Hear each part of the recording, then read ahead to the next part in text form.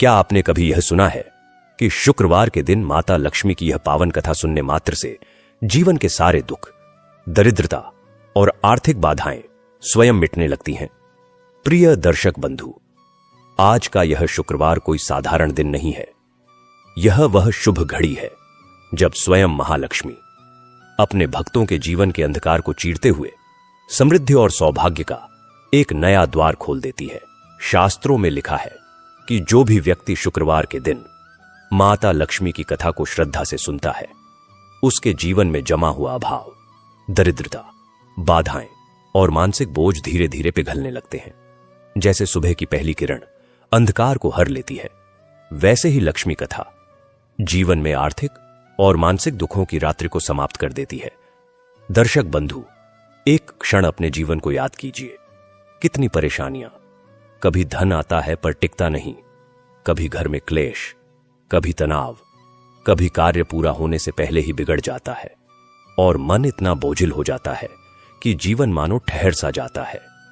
लेकिन आज जब आप शुक्रवार के इस पवित्र दिन महालक्ष्मी की कथा सुनने बैठे हैं, ऐसा लगता है जैसे कोई दिव्य कोमल प्रकाश आपके चारों ओर फैल रहा है। मानो चिंताओं का भार हल्का हो रहा हो, जैसे मन को किसी अदृश्य कृपा ने धीरे से स्पर्श कर लिया हो।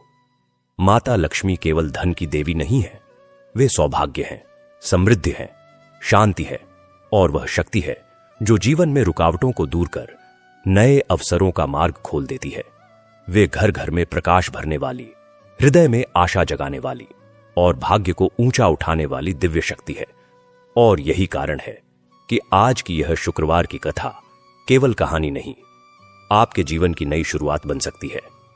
कई बार मनुष्य अभावों से घिर जाता है, आर्थिक समस्याएं उसे आत्मविश्वास से दूर कर देती हैं, पर महालक्ष्मी की कथा का एक छोटा सा प्रसंग भी भाग्य के बंद दरवाजों को खोल सकता है। लक्ष्मी कथा में इतनी शक्ति होती है कि वह जीवन में ठहराव को खत्म कर गति दे देती है। शायद आपने कभी मन ही मन कहा होगा, हे मां लक्ष्मी, मेरे घर में सुख शांति कब आएगी, मेरी समस्याएं कब दूर होंगी, मेरे धन के मार्ग कब खुलेंगे। दर्शक बंधु, हो सकता है आज का यह शुक्रवार, यही क्षण आपकी उसी प्रार्थना का उत्तर हो, क्योंकि जब भक्त की श्रद्धा और माता लक्ष्मी की कृपा मिल जाती है, तब समृद्धि और सौभाग्य का आना निश्चित हो जाता है। इसलिए केवल सुनिए मत, महसूस कीजिए, हर शब्द को अपने भीतर उतरने दीजिए और संकल्प कीजिए कि आज की यह पवित्र कथा आपके जीवन में शुभ परिवर्तन लेकर आएगी। तो आइए, मन को शांत कीजिए, हृदय में भक्ति का दीप जलाइए और श्री महालक्ष्मी का स्मरण करते हुए इस दिव्य कथा की शुरुआत करते हैं।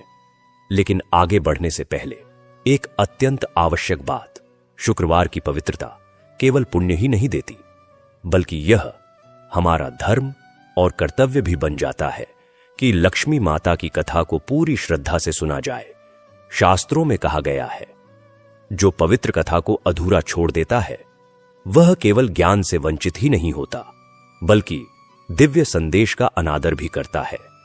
और शुक्रवार की कथा तो वो विशेष रूप से महत्वपूर्ण है, क्योंकि यह समृद्धि की अधिष्ठात्री महालक्ष्मी की कथा है, जो दुखों को दूर करती है, जो अभाव को नष्ट करती है, जो भाग्य को जगाती है और जीवन में स्थायी सुख की स्थापना करती है। इसीलिए निवेदन है, आज की इस कथा को अंत तक अवश्य सुने। हो सकता है कथा का कोई एक वचन, कोई एक प्रसंग, कोई एक दिव्य संदेश आपके जीवन की दिशा बदल दे। दर्शक बंधु, जो लक्ष्मी कथा को श्रद्धा से सुनता है, उसके जीवन में सौभाग्य प्रवेश करता है। जो इसे दूसरों तक पहुंचाता है, उसके जीवन में मां का आशीर्वाद कई गुना बढ़ जाता है। और यदि आप सच्चे सनातनी हैं, तो पवित्र कथाओं का प्रसार करना आपका धर्म भी है और पुण्य भी। इसलिए इस वीडियो को प्रेम से लाइक कीजिए, अपने परिवार और मित्रों के साथ साझा कीजिए, ताकि हर शुक्रवार आपको महालक्ष्मी जी की ऐसी दिव्य कथाएं और जीवन बदल देने वाले संदेश मिलते रहे। तो आइए, श्रद्धा, विश्वास और भक्ति के साथ माता लक्ष्मी का स्मरण करते हुए इस पावन शुक्रवार की कथा की शुरुआत करते हैं। बहुत समय पहले की बात है। रामपुर नाम का एक गांव था। गांव बहुत सुंदर था, हरियाली से भरा हुआ, चारों तरफ खेत लहलहाते थे गांव के बीचों बीच एक छोटा सा मंदिर था जहां हर शाम आरती होती थी। उस गांव में एक मध्यम वर्गीय परिवार रहता था, माता पिता और 2 बेटियां। माता पिता बहुत सीधे सादे और ईश्वर भक्त थे। उनकी दोनों बेटियां बहुत समझदार और होनहार थीं। बड़ी बेटी का नाम था प्रिया और छोटी बेटी का नाम था रिया। प्रिया उम्र में रिया से 5 साल बड़ी थी। प्रिया बहुत ही शांत स्वभाव की, मीठी बोली वाली और दयालु हृदय की लड़की थी। वह सुबह उठकर सबसे पहले घर के मंदिर में दीपक जलाती, फिर माता पिता के चरण स्पर्श करती और फिर घर के सारे कामकाज में मां का हाथ बटाती। वह बहुत कम बोलती थी, लेकिन जो बोलती थी वह बहुत मीठा और सच्चा बोलती थी। वह गांव के बुजुर्गों का बहुत आदर करती, बच्चों से प्यार से बात करती और जानवरों पर भी दया रखती। उसका हृदय बहुत बड़ा था। वहीं दूसरी ओर रिया थी। रिया भी बहुत सुंदर और चतुर थी, लेकिन उसका स्वभाव प्रिया से बिल्कुल अलग था। रिया थोड़ी जिद्दी थी, अपनी मर्जी चलाने वाली थी।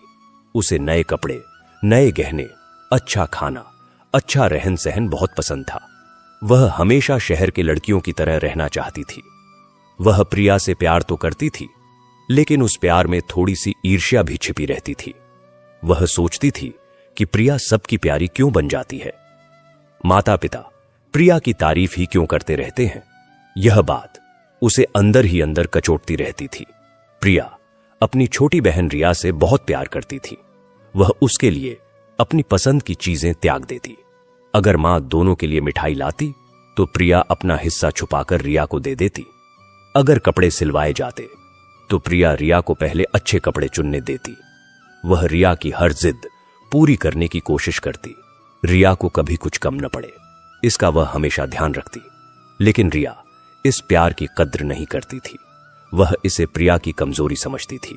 वह सोचती थी कि प्रिया ऐसा इसलिए करती है ताकि लोग उसे अच्छा कहें। समय बीतता गया। दोनों बहनें बड़ी होने लगीं। जब प्रिया 18 साल की हुई और रिया 13 साल की, तो माता पिता ने दोनों के विवाह की चिंता करनी शुरू कर दी। गांव में रिश्ते आने लगे। प्रिया के लिए तो बहुत से अच्छे रिश्ते आए, क्योंकि उसकी प्रसिद्धि एक आदर्श लड़की के रूप में थी। लेकिन माता पिता कोई जल्दबाजी नहीं करते थे। वे चाहते थे कि उनकी बेटियों को अच्छे घर मिले। एक दिन की बात है, गांव में एक विवाह का निमंत्रण आया। प्रिया और रिया दोनों अपनी मां के साथ शादी में गईं। वहां रिया की नजर एक लड़की पर पड़ी जो शहर से आई थी। उसने बहुत ही महंगे और चमकदार कपड़े पहने थे, गहने पहने थे, और उसके पास एक छोटा सा बैग था जिसे आजकल पर्स कहते हैं। रिया उस लड़की को देखकर मोहित हो गई। वह उसके पास गई और बात करने लगी। लड़की ने शहर के ऐशो आराम के बारे में बताया। बड़ी बड़ी इमारतें, गाड़ियां, शॉपिंग मॉल, सिनेमा, रेस्तरां। रिया का मन उड़ने लगा। उसने सोचा, काश मेरी शादी भी किसी अमीर घर में होती। मैं भी ऐसे ही कपड़े पहनती, ऐसे ही घूमती। शादी से घर लौटते हुए रिया चुप थी। मां ने पूछा, क्या हुआ बेटा, चुप क्यों हो? रिया ने कहा, मां, मैं शहर जाना चाहती हूं। मैं वैसा जीवन जीना चाहती हूं। मां ने समझाया, बेटा, शहर का जीवन दिखता तो सुंदर है, लेकिन उसमें सुख कम और दिखावा ज्यादा होता है। हमारा सादा जीवन ही अच्छा है। लेकिन रिया के मन की चाहत ने उसकी एक न सुनी। कुछ साल और बीत गए। प्रिया 22 साल की हो गई और रिया 17 साल की। अब माता पिता ने तय किया कि अब विवाह कर देना चाहिए। उन्होंने रिश्ते ढूंढने शुरू किए। प्रिया के लिए एक रिश्ता आया, एक शिक्षक का। लड़का बहुत अच्छा था, पढ़ा लिखा था, लेकिन घर की स्थिति बहुत साधारण थी। वह गांव के स्कूल में पढ़ाता था और उसकी आमदनी बहुत ज्यादा नहीं थी। माता पिता ने प्रिया से पूछा। प्रिया ने कहा, माता पिता, आप जो ठीक समझे। अगर लड़का अच्छे संस्कार का है और आपको पसंद है तो मुझे कोई आपत्ति नहीं है। मैं सुख दुख में उसका साथ निभाऊंगी। प्रिया की इस सहमति से माता पिता बहुत खुश हुए। उन्होंने लड़के वालों से बातचीत की और रिश्ता पक्का कर दिया। अब रिया के लिए रिश्ते ढूंढे जाने लगे। रिया ने अपनी शर्त रख दी, मेरी शादी किसी अमीर घर में होनी चाहिए। लड़का शहर में रहता हो, उसके पास अपनी गाड़ी हो, बड़ा घर हो। माता पिता ने समझाया कि धन सब कुछ नहीं होता, चरित्र भी देखो। लेकिन रिया टस से मस नहीं हुई। कुछ दिनों बाद रिया के लिए भी एक रिश्ता आया। लड़का शहर में रहता था, उसके पास अपना छोटा सा कारोबार था, गाड़ी थी, अच्छा घर था। माता पिता ने जांच पड़ताल की तो पता चला कि लड़का थोड़ा घमंडी है और उसके परिवार में बहुत ज्यादा दिखावा है। लेकिन रिया के जिद करने पर उन्होंने हामी भर दी।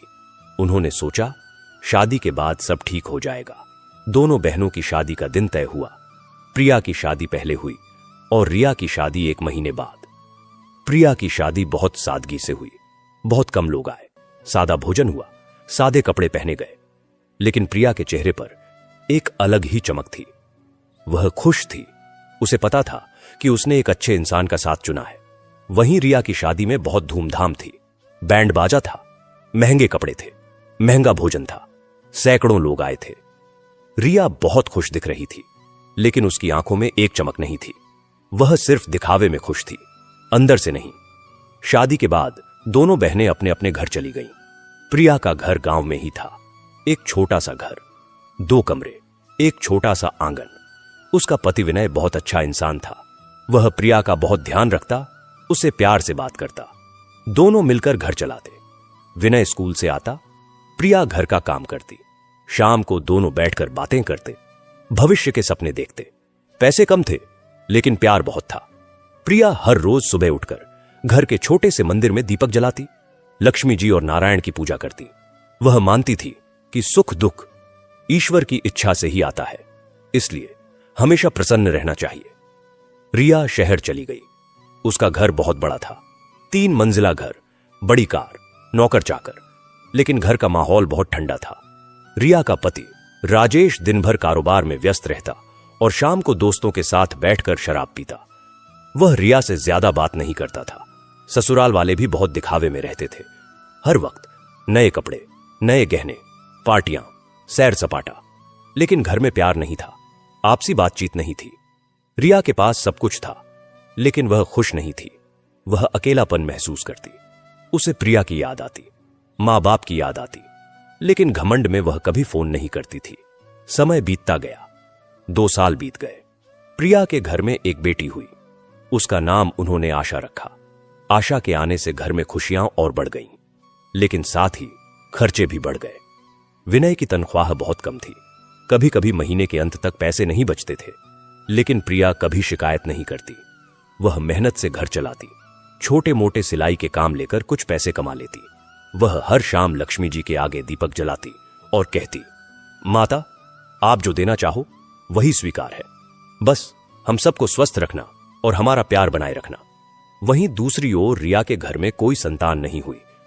इस बात को लेकर उसके ससुराल वाले उसे ताने देते थे। राजेश भी उससे दूरी बनाने लगा। रिया और अकेली और दुखी हो गई। वह पैसे खर्च करके डॉक्टरों के पास जाती, दवाइयां लेती, लेकिन कोई फायदा नहीं होता। उसका दिमाग हमेशा तनाव में रहता। फिर एक दिन प्रिया के घर पर एक बड़ी मुसीबत आई। विनय के स्कूल में कटौती हुई और उनकी नौकरी चली गई। अचानक आय का स्रोत बंद हो गया। घर में राशन खत्म होने लगा। बच्ची दूध मांगती और दूध खरीदने के पैसे नहीं थे। प्रिया ने अपने गहने बेच दिए, लेकिन वो भी कुछ दिनों में खत्म हो गए। विनय रोज काम ढूंढने निकलता, लेकिन कहीं काम नहीं मिलता। गांव में रोजगार के अवसर बहुत कम थे। प्रिया ने सोचा कि क्यों ना वह अपनी छोटी बहन रिया से मदद मांगे। आखिर वह तो अमीर है, वह कुछ पैसे दे देगी तो इस संकट से उबर सकते हैं। प्रिया ने रिया को फोन किया। फोन पर रिया की आवाज बहुत ठंडी थी। प्रिया ने अपनी परेशानी बताई और कहा, रिया, तुम थोड़े से पैसे भेज दो, हम इस मुसीबत से उबर जाएंगे। जब विनय को काम मिल जाएगा तो हम तुम्हें लौटा देंगे। रिया ने फोन पर ही उल्टा सीधा सुनाना शुरू कर दिया। वह बोली, दीदी, तुम्हें पहले ही पता था कि विनय जी की नौकरी छोटी है, फिर भी तुमने उनसे शादी कर ली। अब मुसीबत आई है तो मेरे पास भाग रही हो। मेरे पास भी अपने खर्चे हैं, मैं तुम्हें पैसे नहीं भेज सकती। तुम्हें अपनी गरीबी के साथ जीना सीखना चाहिए। मैं तो शहर में अपनी सोसाइटी में रहती हूं। मेरी इज्जत का क्या होगा अगर लोगों को पता चला कि मेरी बहन मुझसे पैसे मांग रही है। प्रिया का दिल टूट गया। उसकी आंखों से आंसू बह निकले। उसने कहा, रिया, मैंने तुमसे कभी कुछ नहीं मांगा। यह पहली बार है जब मैं मदद मांग रही हूं। तुम मेरी बहन हो। लेकिन रिया ने फोन काट दिया। प्रिया ने फोन रखा और मंदिर की ओर देखने लगी। उसकी आंखों में आंसू थे, लेकिन होठों पर एक मुस्कान थी। उसने लक्ष्मी जी से कहा, माता, मेरी बहन गलत नहीं है। उसे जीवन का सही मतलब नहीं पता। आप उसे सही रास्ता दिखाइए और हमारी मदद करिए, हम इस संकट से उबर जाएं। उस रात प्रिया ने बहुत ही भावपूर्ण मन से लक्ष्मी जी की आरती की। उसने एक दीपक जलाया और पूरी रात भजन गाती रही। उसने लक्ष्मी माता से कुछ नहीं मांगा, बस उनकी कृपा बनाए रखने की प्रार्थना की। अगले दिन एक चमत्कार हुआ। गांव के पोस्टमैन ने प्रिया के घर एक पत्र दिया। पत्र में लिखा था कि प्रिया के नाम से शहर के एक बैंक में एक खाता खुला है और उसमें 50,000 रुपए जमा है। प्रिया और विनय हैरान रह गए। उन्हें समझ नहीं आया कि यह पैसा किसने भेजा है। पत्र में कोई नाम नहीं था। प्रिया ने सोचा, शायद कोई भला इंसान है जिसने हमारी मदद की है। उन्होंने उस पैसे से कुछ जरूरी सामान खरीदा और विनय ने एक छोटी सी दुकान खोलने का फैसला किया। उन्होंने गांव के मुख्य चौराहे पर एक छोटी सी किराने की दुकान खोली। प्रिया भी उसमें हाथ बटाने लगी। धीरे धीरे दुकान चल निकली। गांव के लोग प्रिया की ईमानदारी और मीठी बोली के कारण उसकी दुकान से सामान खरीदने लगे। कुछ ही महीनों में दुकान अच्छा मुनाफा देने लगी। प्रिया ने लक्ष्मी माता की कृपा मानी और हर शुक्रवार को व्रत रखना शुरू कर दिया। वह माता को मीठे चावल का भोग लगाती और गरीबों में प्रसाद बांटती। लेकिन यह तो सिर्फ शुरुआत थी। एक दिन प्रिया को फिर से एक पत्र मिला। इस बार पत्र में लिखा था कि प्रिया के नाम से शहर में एक छोटा सा घर खरीदा गया है और उसके कागजात उसे भेजे जा रहे हैं। प्रिया और विनय की आंखें खुली की खुली रह गईं। कौन था जो इतनी बड़ी मदद कर रहा था? उन्होंने किसी से कुछ नहीं कहा, बस लक्ष्मी माता को धन्यवाद दिया। इसी बीच रिया के घर की हालत खराब होने लगी। राजेश का कारोबार गलत साझेदारी के कारण बर्बाद हो गया। उस पर कर्ज चढ़ गया। घर की गाड़ी, जेवरात सब बिक गए। घर का बड़ा मकान भी जाने वाला था। राजेश तनाव में बीमार पड़ गया। डॉक्टरों ने कहा कि उसे दिल का ऑपरेशन कराना पड़ेगा, जिसमें बहुत पैसे लगेंगे। रिया के पास अब एक पैसा भी नहीं था। उसके माता पिता भी अब बूढ़े हो चले थे। उनके पास भी पैसे नहीं थे। रिया को अपनी बहन प्रिया की याद आई। उसे अपने व्यवहार पर बहुत पछतावा हो रहा था। उसने सोचा कि कैसे उसने प्रिया की मदद करने से मना कर दिया था और उसे भला बुरा कहा था। लेकिन अब उसके पास कोई चारा नहीं था। वह रोती बिलखती अपने माता पिता के घर गई और सारी बात बताई। माता पिता ने कहा, बेटी, तुमने बहुत बड़ी गलती की। प्रिया तो तुम्हारी बहन है। वह कभी तुम्हारा बुरा नहीं चाहेगी। तुम उसके पास जाओ और माफी मांगो। रिया ने हिम्मत जुटाई और प्रिया के घर जाने का फैसला किया। वह बस से गांव पहुंची। जब वह प्रिया के पुराने घर गई तो पता चला कि प्रिया वहां नहीं रहती। पड़ोसियों ने बताया कि प्रिया अब नए घर में रहती है, जो गांव के बाहर है। रिया को आश्चर्य हुआ। वह नए घर की तलाश में निकली। गांव के बाहर एक सुंदर सा छोटा घर था, जिसके बाहर श्री लक्ष्मी निवास लिखा था। रिया ने दरवाजा खटखटाया। दरवाजा प्रिया ने खोला। प्रिया ने रिया को देखा तो उसकी आंखों में चमक आ गई। वह बोली, रिया, तुम आई हो? कितने दिन बाद दिखाई दी। आओ, अंदर आओ। प्रिया ने रिया को गले लगा लिया। रिया रो पड़ी। उसने प्रिया के पैर पकड़ लिए और बोली, दीदी, मुझे माफ कर दो। मैंने बहुत बड़ी गलती की। मैं तुम्हारी मदद नहीं कर पाई, तुम्हें बुरा भला कहा। अब मेरे ऊपर बहुत बड़ी मुसीबत आ गई है। राजेश बीमार है, उसे ऑपरेशन कराना है और हमारे पास एक पैसा भी नहीं है। घर जाने वाला है। दीदी, मेरी मदद करो। प्रिया ने रिया को उठाया, उसके आंसू पोंछे और कहा, रिया, तुम मेरी छोटी बहन हो। बहन से कभी नाराजगी नहीं होती। तुम चिंता मत करो, राजेश जी का इलाज कराएंगे। प्रिया ने तुरंत विनय को बुलाया और सारी बात बताई। विनय ने भी कहा, रिया, तुम घबराओ मत, हम सब मिलकर इस मुसीबत से निकलेंगे। प्रिया ने बैंक से पैसे निकाले और रिया के साथ शहर गई। राजेश का ऑपरेशन हुआ, जो सफल रहा। प्रिया ने रिया के घर का कर्ज चुकाने में भी मदद की। रिया हैरान थी कि प्रिया के पास इतने पैसे कहां से आए। एक दिन उसने पूछ ही लिया, दीदी, तुम्हारे पास इतने पैसे कहां से आए?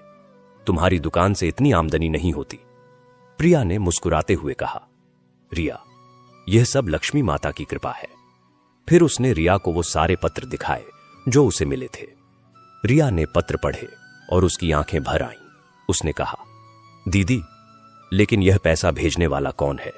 प्रिया ने कहा, मुझे नहीं पता रिया, लेकिन मुझे लगता है कि यह लक्ष्मी माता का ही कोई रूप है। जिस दिन तुमने मुझे फोन पर मना किया था, उसी रात मैंने माता से प्रार्थना की थी। उसके बाद से यह सब हो रहा है। रिया को अपनी गलती का एहसास हुआ। उसने प्रिया से कहा, दीदी, मुझे भी लक्ष्मी माता की पूजा करना सिखाओ, मैं भी उनकी भक्त बनना चाहती हूं। प्रिया बहुत खुश हुई। उसने रिया को लक्ष्मी पूजा की विधि सिखाई। रिया ने भी हर शुक्रवार व्रत रखना शुरू किया। धीरे धीरे राजेश ठीक हो गया और उसने फिर से छोटा सा काम शुरू किया। इस बार वह पहले जैसा घमंडी नहीं था। उसने भी प्रिया और विनय का आदर करना सीखा। अब सुनने वालों, यहां तक की कहानी तो बस एक भूमिका थी। अब हम इस कथा के मुख्य भाग में प्रवेश करते हैं। यहां से शुरू होती है माता महालक्ष्मी की वह अद्भुत व्रत कथा, जिसके प्रभाव से प्रिया के जीवन में यह सब चमत्कार हुए। तो आप सब ध्यान से सुनिए। प्रिया ने रिया को बताया कि उसने जो व्रत रखा था वह कोई साधारण व्रत नहीं था। यह था महालक्ष्मी व्रत। यह व्रत बहुत ही प्राचीन और चमत्कारी है। इसे विधि विधान से करने पर माता लक्ष्मी प्रसन्न होती है और भक्त के घर से सारी दरिद्रता दूर हो जाती है। केवल धन ही नहीं, बल्कि सुख, शांति और संतुष्टि भी आती है। प्रिया ने कहा, रिया, मैं तुम्हें यह व्रत कथा सुनाती हूं। यह कथा मेरी दादी मां ने मुझे सुनाई थी और आज तुम्हें सुनाती हूं। बहुत पुराने समय की बात है। काशी नगरी में एक ब्राह्मण रहता था। उसका नाम था सुमेधा। सुमेधा बहुत विद्वान और धार्मिक प्रवृत्ति का था, लेकिन वह बहुत गरीब था। उसके पास इतने पैसे नहीं थे कि वह अपने परिवार का पेट भर सके। कभी कभी तो उसे और उसके परिवार को भूखे सोना पड़ता था। सुमेधा हमेशा ईश्वर से प्रार्थना करता कि उसकी गरीबी दूर हो जाए। एक दिन सुमेधा जंगल में लकड़ियां इकट्ठा करने गया। वहां उसे एक बहुत बूढ़ी महिला मिली। महिला बहुत कमजोर लग रही थी और प्यास से तड़प रही थी। सुमेधा ने तुरंत अपना पानी का घड़ा उसे दिया और कहा, माता, पानी पीजिए। बूढ़ी महिला ने पानी पिया और कहा, बेटा, तू बहुत अच्छा है। तेरी गरीबी देखकर मेरा दिल दुखता है। मैं तुझे एक व्रत बताती हूं। अगर तू इसे विधि विधान से करेगा तो तेरी सारी मनोकामनाएं पूरी होंगी। सुमेधा ने कहा, माता, आप जो आज्ञा दें। बूढ़ी महिला ने कहा, यह है महालक्ष्मी व्रत। तू हर शुक्रवार को व्रत रखना। सुबह स्नान करके स्वच्छ वस्त्र पहनना, फिर एक चौकी पर लाल कपड़ा बिछाना। उस पर माता लक्ष्मी की मूर्ति या चित्र स्थापित करना। फिर उन्हें फूल, अक्षत, रोली, धूप, दीप से पूजना। एक कलश में जल भरकर उसमें सुपारी, सिक्का, फूल डालकर रखना। फिर माता लक्ष्मी की कथा सुननी है। कथा सुनने के बाद आरती करनी है और प्रसाद वितरित करना है। व्रत के दिन केवल एक समय फलाहार करना है। यह व्रत लगातार 21 शुक्रवार तक करना है। 21वें शुक्रवार को किसी कुंवारी कन्या को भोजन कराकर उसे दक्षिणा देनी है। तेरी सारी मनोकामनाएं पूरी होंगी। सुमेधा ने पूछा, माता, लेकिन मेरे पास तो पूजा की सामग्री खरीदने के पैसे भी नहीं है। बूढ़ी महिला मुस्कुराई और बोली, बेटा, श्रद्धा से जो भी हो सके वही चढ़ाना। माता लक्ष्मी भाव से प्रसन्न होती हैं, दिखावे से नहीं। इतना कहकर वह बूढ़ी महिला अचानक गायब हो गई। सुमेधा समझ गया कि यह कोई देवी थी। उसने नतमस्तक होकर प्रणाम किया। सुमेधा घर लौटा और अगले शुक्रवार से ही व्रत रखना शुरू कर दिया। उसने एक छोटा सा लकड़ी का टुकड़ा लिया, उसे साफ किया, उस पर लाल रंग का एक पुराना कपड़ा बिछाया। उसने मिट्टी से माता लक्ष्मी की एक छोटी सी मूर्ति बनाई और उसे स्थापित किया। फूल के लिए उसने जंगल से कुछ जंगली फूल तोड़े, अक्षत के लिए चावल के कुछ दाने लिए, दीपक के लिए मिट्टी का दिया और सरसों का तेल इस्तेमाल किया। उसने पूरी श्रद्धा से पूजा की। धीरे धीरे सुमेधा के जीवन में बदलाव आने लगा। एक दिन उसे जंगल में एक खजाना मिला। वह खजाना इतना बड़ा था कि उसकी कई पीढ़ियां आराम से रह सकती थीं। सुमेधा अमीर हो गया, लेकिन उसने अपना व्रत नहीं छोड़ा। वह हर शुक्रवार को व्रत रखता, पूजा करता और कथा सुनता। उसने गरीबों की मदद करनी शुरू कर दी, धर्मशालाएं बनवाईं, कुएं खुदवाए। उसका नाम दानी सुमेधा के रूप में प्रसिद्ध हो गया। एक बार की बात है, सुमेधा के पास एक व्यापारी आया। व्यापारी बहुत दुखी था। उसने कहा, ब्राह्मण देव, मेरा सारा व्यापार चौपट हो गया है। मैं कर्ज में डूब गया हूं। मेरी पत्नी बीमार है। कोई उपाय बताइए। सुमेधा ने उसे महालक्ष्मी व्रत की विधि बताई। व्यापारी ने पूरी श्रद्धा से व्रत किया। 21वें शुक्रवार को जब उसने कन्या भोजन कराया तो उसी दिन उसे खबर मिली कि उसका एक खोया हुआ जहाज सुरक्षित लौट आया है, जिस पर बहुत सारा माल था। व्यापारी का कर्ज उतर गया, पत्नी ठीक हो गई और वह फिर से समृद्ध हो गया। ऐसे ही कई लोगों ने इस व्रत को किया और उनकी मनोकामनाएं पूरी हुईं।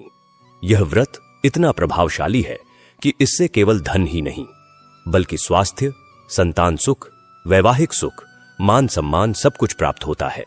प्रिया ने रिया से कहा, यही वह व्रत है जो मैंने रखा था, और देखो माता लक्ष्मी ने कैसी कृपा की। रिया ने पूछा, दीदी, लेकिन यह कथा और भी विस्तार से सुनाओ, मुझे पूरी कथा जाननी है। प्रिया बोली, ठीक है, तो सुनो। इस व्रत कथा के भीतर एक और गहरी कथा छिपी है। वह है माता लक्ष्मी और राजा बल की कथा। देवताओं और असुरों के बीच जब समुद्र मंथन हुआ तो उसमें से 14 रत्न निकले। उनमें से एक थी माता लक्ष्मी। माता लक्ष्मी समुद्र से प्रकट हुई और उन्होंने भगवान विष्णु को अपने पति के रूप में चुना। माता लक्ष्मी धन, समृद्धि और सौभाग्य की देवी हैं, लेकिन वे सिर्फ अमीरों के घर में नहीं रहती। वे उनके घर में निवास करती हैं जहां श्रद्धा, पवित्रता, परिश्रम और दया होती है। एक बार माता लक्ष्मी ने भगवान विष्णु से कहा, प्रभु, मैं धरती पर जाकर देखना चाहती हूं कि लोग मेरी पूजा कैसे करते हैं और कौन सच्चे मन से मेरी भक्ति करता है। भगवान विष्णु ने कहा, तथास्तु, तुम जाओ। माता लक्ष्मी एक वृद्धा का रूप धारण करके धरती पर आईं। वे एक गांव में पहुंची। वहां उन्होंने देखा कि एक अमीर व्यापारी का घर है। व्यापारी बहुत धनी था। उसने अपने घर में बहुत ही भव्य तरीके से लक्ष्मी पूजा की तैयारी की थी।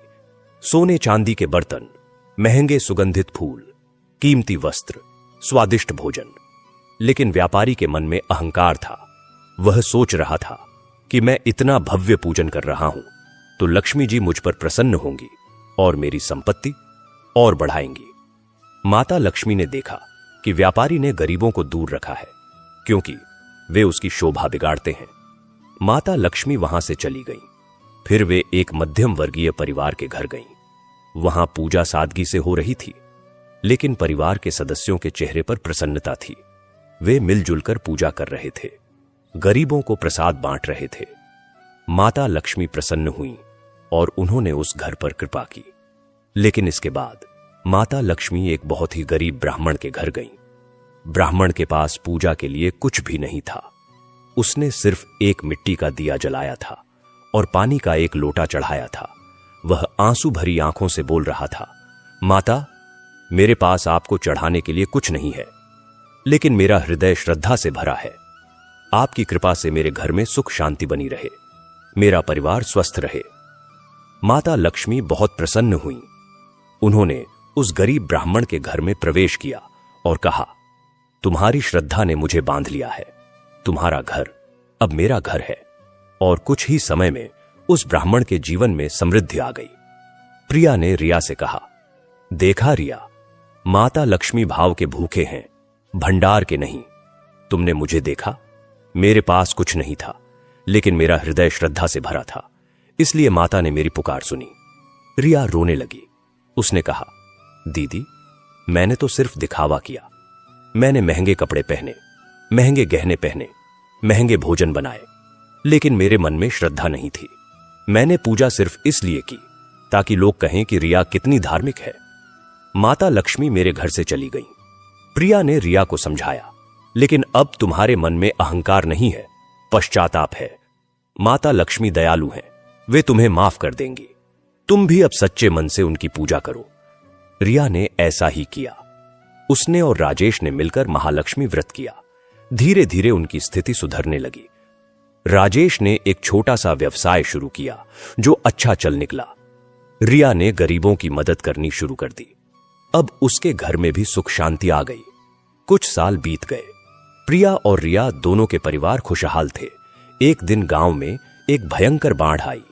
पूरा गांव पानी में डूब गया। लोगों के घर बह गए, फसलें बर्बाद हो गईं। प्रिया और रिया दोनों ने मिलकर राहत कार्य शुरू किया। उन्होंने अपने घरों को शरणार्थी शिविर बना दिया, लोगों के लिए भोजन का इंतजाम किया, कपड़े बांटे। उनकी इस सेवा से सब प्रभावित हुए। बाढ़ के बाद जब गांव फिर से बसाने का समय आया तो प्रिया और रिया ने गांव के बीच में एक बड़ा लक्ष्मी मंदिर बनवाने का फैसला किया। उन्होंने अपनी जमा पूंजी का एक बड़ा हिस्सा मंदिर के निर्माण में लगा दिया। कुछ ही महीनों में एक सुंदर मंदिर तैयार हो गया। मंदिर में माता लक्ष्मी की भव्य मूर्ति स्थापित की गई। मंदिर के उद्घाटन के दिन एक चमत्कार हुआ। जब पुजारी ने मूर्ति के सामने दीपक जलाया तो मूर्ति से एक तेज प्रकाश निकला और पूरा मंदिर जगमगा उठा। लोगों ने देखा कि मूर्ति मुस्कुरा रही है। उस दिन से गांव में कभी दरिद्रता नहीं आई। हर घर में खुशहाली रहने लगी। प्रिया और रिया दोनों बहनें अब साथ साथ रहने लगी थीं। उन्होंने अपने घरों के बीच की दीवार गिरा दी और एक बड़ा परिवार बना लिया। उनके माता पिता भी उनके साथ रहने आ गए। दोनों बहनों के बच्चे साथ साथ पले बढ़े और पढ़े लिखे। एक दिन प्रिया और रिया मंदिर में बैठी थीं। रिया ने पूछा, दीदी, उन पत्रों का रहस्य कभी पता चला? किसने हमारी मदद की थी? प्रिया मुस्कुराई और बोली, रिया, एक दिन मैं शहर गई थी। वहां मैंने एक वृद्धाश्रम देखा। मैं वहां दान देने गई। वहां के प्रबंधक ने मुझे एक बूढ़ी महिला से मिलवाया। वह महिला बहुत गरीब लग रही थी, लेकिन उसके चेहरे पर एक अलग ही तेज था। मैंने उसके पैर छुए। उसने मुझे आशीर्वाद दिया और कहा, बेटी, तुमने मेरी बहुत सेवा की है। मैंने पूछा, माता, मैंने आपकी कब सेवा की? वह बोली, जब तुमने उस रात मुझे दीपक जलाकर पूजा की थी और जब तुमने अपनी बहन को माफ किया था, तभी तुमने मेरी सेवा की थी। मैं हैरान रह गई। तभी उसने अपना असली रूप दिखाया। वह कोई और नहीं, स्वयं माता लक्ष्मी थी। उन्होंने कहा, बेटी, मैंने ही तुम्हारी मदद की थी। तुमने श्रद्धा से मेरी पूजा की, इसलिए मैं तुम्हारे घर में आकर बस गई। और फिर वे अदृश्य हो गईं। रिया की आंखों में आंसू आ गए। उसने कहा, तो सच में माता लक्ष्मी हमारे साथ थीं? प्रिया ने कहा, हां रिया, माता लक्ष्मी हमेशा उनके साथ रहती है जो सच्चे हृदय से उनकी भक्ति करते हैं, जो दूसरों की मदद करते हैं, जो क्षमा करना जानते हैं। और इस तरह प्रिया और रिया की कथा पूरी हुई। यह कथा हमें सिखाती है कि धन दौलत से ज्यादा महत्वपूर्ण है श्रद्धा, प्रेम और क्षमा। माता लक्ष्मी केवल उन्हीं के घर में निवास करती हैं जहां ये गुण होते हैं। प्रिया ने रिया को उठाया और गले लगा लिया। दोनों बहनों की आंखों से आंसू बह रहे थे, लेकिन अब वे दुख के नहीं बल्कि अपार खुशी के आंसू थे। उस पवित्र क्षण में मंदिर का वातावरण और भी दिव्य हो गया। लग रहा था मानो स्वयं माता लक्ष्मी उनके बीच विराजमान है और उन पर कृपा बरसा रही है। उस दिन के बाद रिया का जीवन पूरी तरह बदल गया। वह अब केवल अपने घर तक सीमित नहीं रही, वह प्रिया के साथ मिलकर गांव के विकास के कार्यों में जुट गई। दोनों बहनों ने मिलकर गांव में एक छोटा स्कूल शुरू किया जहां गरीब बच्चों को मुफ्त शिक्षा दी जाती थी। विनय, जो अब एक सफल व्यापारी बन चुके थे, ने स्कूल के लिए जमीन दान में दी। राजेश, जो अब पूरी तरह स्वस्थ हो चुका था, ने स्कूल की इमारत बनवाने की जिम्मेदारी संभाली। स्कूल का नाम रखा गया श्री लक्ष्मी विद्या मंदिर। प्रिया और रिया दोनों रोज सुबह स्कूल जाती, बच्चों को पढ़ाती, उनके साथ खेलती। बच्चे उन्हें प्रिया मां और रिया मां कहकर पुकारते थे। गांव के लोगों के लिए यह दोनों बहनें माता लक्ष्मी के अवतार जैसी बन गई थीं। लेकिन कथा यहीं नहीं रुकती। एक दिन गांव में एक नई समस्या आई। गांव के पास से होकर जाने वाली नदी का पानी प्रदूषित हो गया था। नदी का पानी पीने लायक नहीं रहा था, जिससे गांव में बीमारियां फैलने लगी थीं। लोग हैजा, टाइफॉइड जैसी बीमारियों की चपेट में आ रहे थे। गांव का एकमात्र कुआं भी सूखने के कगार पर था। पानी की भारी किल्लत हो गई। प्रिया और रिया ने इस समस्या का हल ढूंढने का फैसला किया। उन्होंने गांव के सरपंच और बुजुर्गों की एक सभा बुलाई। सभा में प्रिया ने कहा, हमें नदी को स्वच्छ करने के लिए प्रयास करने होंगे। साथ ही हमें गांव में पानी के अन्य स्रोत भी विकसित करने होंगे। रिया ने कहा, हम चंदा इकट्ठा करेंगे और पानी शुद्धिकरण संयंत्र लगवाएंगे। साथ ही हम वृक्षारोपण अभियान भी चलाएंगे ताकि भूजल स्तर बढ़े। गांव वालों ने दोनों बहनों का साथ दिया। प्रिया और रिया ने अपनी बचत का एक बड़ा हिस्सा इस काम में लगा दिया। उन्होंने शहर से आए विशेषज्ञों की मदद से नदी की सफाई शुरू करवाई। गांव के लोगों ने भी स्वेच्छा से श्रमदान किया। हर रोज सुबह सैकड़ों लोग नदी किनारे इकट्ठा होते और कूड़ा करकट साफ करते। इसके समानांतर एक और महत्वपूर्ण काम हुआ। गांव के बाहर एक बड़ा तालाब खोदा गया जिसमें बारिश का पानी इकट्ठा किया जा सके। तालाब के चारों ओर पेड़ लगाए गए। तालाब का नाम रखा गया लक्ष्मी सरोवर। इस तालाब से गांव की सिंचाई की समस्या भी हल हो गई। लेकिन इस सब के बीच एक नया संकट खड़ा हो गया। गांव की जमीन पर एक बाहरी बिल्डर की नजर पड़ गई। बिल्डर चाहता था कि गांव की उपजाऊ जमीन को खरीदकर वहां बड़े बड़े बंगले बनाए। बिल्डर ने गांव के कुछ लालची लोगों को पैसे देकर अपने साथ मिला लिया। उन लोगों ने गांव वालों को भड़काना शुरू किया कि जमीन बेच दो, पैसे मिल जाएंगे, तुम शहर में अच्छा जीवन बसर करोगे। यह बात जब प्रिया और रिया को पता चली तो वे चिंतित हो गईं।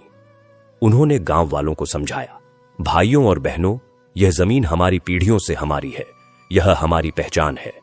पैसा आएगा और चला जाएगा, लेकिन जमीन हमेशा हमारे साथ रहेगी। अगर हमने जमीन बेच दी तो हमारी आने वाली पीढ़ियों के पास कुछ नहीं बचेगा। हमें अपनी विरासत को बचाना होगा। लेकिन कुछ लोग लालच में आ चुके थे। उन्होंने प्रिया और रिया का विरोध करना शुरू कर दिया। एक दिन तो स्थिति इतनी बिगड़ गई कि बिल्डर के गुंडों ने गांव में तोड़फोड़ शुरू कर दी। उन्होंने स्कूल की खिड़कियां तोड़ दी, नवनिर्मित तालाब को नुकसान पहुंचाने की कोशिश की। प्रिया और रिया घबराई नहीं। उन्होंने जिला अधिकारियों को पत्र लिखे, पुलिस में शिकायत दर्ज कराई। साथ ही उन्होंने गांव के युवाओं को संगठित किया और रात रात पहरा देने की व्यवस्था की। प्रिया ने कहा, हम हिंसा का जवाब हिंसा से नहीं देंगे, हम शांति और कानून के रास्ते पर चलेंगे। इस संकट के दौरान प्रिया की आस्था और दृढ़ हुई। वह हर रोज मंदिर में घंटों बैठकर माता लक्ष्मी से प्रार्थना करती। एक रात जब प्रिया मंदिर में अकेली प्रार्थना कर रही थी तो उसे एक दिव्य अनुभव हुआ। माता लक्ष्मी की मूर्ति से एक तेजस्वी प्रकाश निकला और पूरा मंदिर प्रकाशमय हो गया। प्रिया ने देखा कि माता लक्ष्मी मूर्ति से अवतरित हो रही हैं। उनके हाथ में कमल था और वे मुस्कुरा रही थीं। माता बोली, प्रिया, तुमने अब तक जो किया है उससे मैं अत्यंत प्रसन्न हूं। तुमने न केवल अपना जीवन सुधारा बल्कि दूसरों का जीवन भी सुधारा। तुमने गांव को बचाने के लिए जो संघर्ष किया है वह प्रशंसनीय है। चिंता मत करो, मैं तुम्हारे साथ हूं। जल्द ही तुम्हारी समस्या का समाधान होगा। लेकिन याद रखो, संघर्ष के बिना सफलता का मूल्य नहीं होता। इतना कहकर माता अंतर्ध्यान हो गई। प्रिया की आंखों में आंसू थे, लेकिन उनमें एक नई ऊर्जा भर गई थी। अगले दिन उसने यह अनुभव रिया और दूसरों को बताया। सबके चेहरे पर विश्वास और उत्साह की लहर दौड़ गई।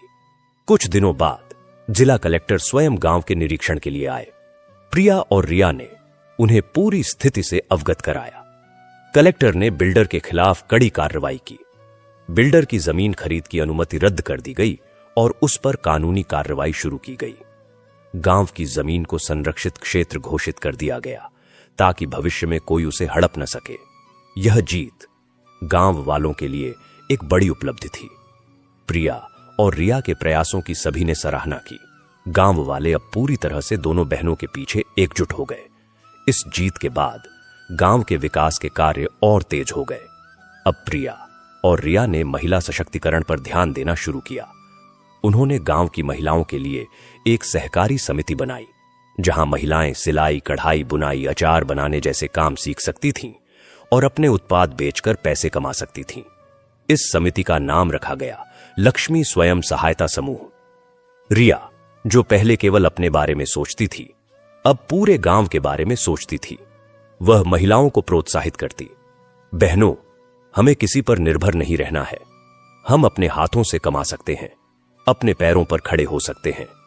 एक दिन की बात है, गांव में एक विधवा महिला कमला ने प्रिया और रिया से मदद मांगी।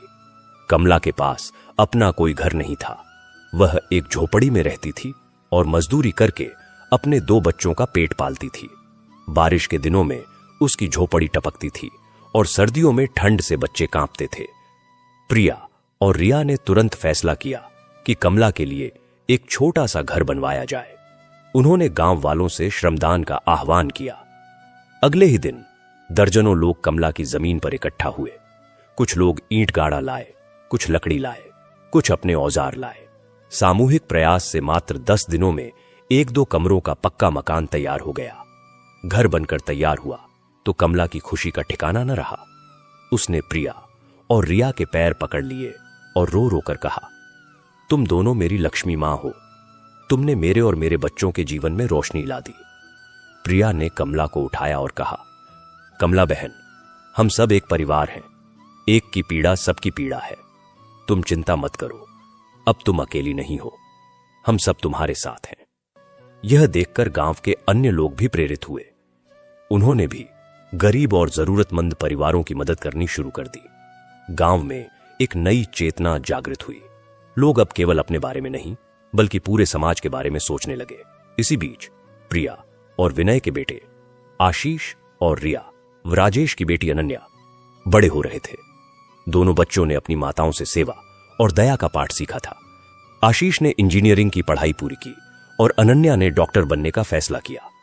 दोनों ने तय किया कि वे पढ़ाई पूरी करने के बाद गांव लौटकर आएंगे और गांव के विकास में योगदान देंगे।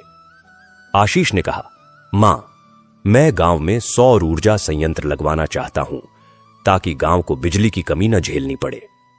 अनन्या ने कहा, मैं गांव में एक छोटा अस्पताल खोलना चाहती हूं ताकि लोगों को इलाज के लिए शहर न भागना पड़े। प्रिया और रिया को अपने बच्चों पर गर्व हुआ। उन्होंने कहा, बेटे बेटी, तुम्हारे विचार अच्छे हैं। हम तुम्हारा पूरा सहयोग देंगे। समय बीतता गया।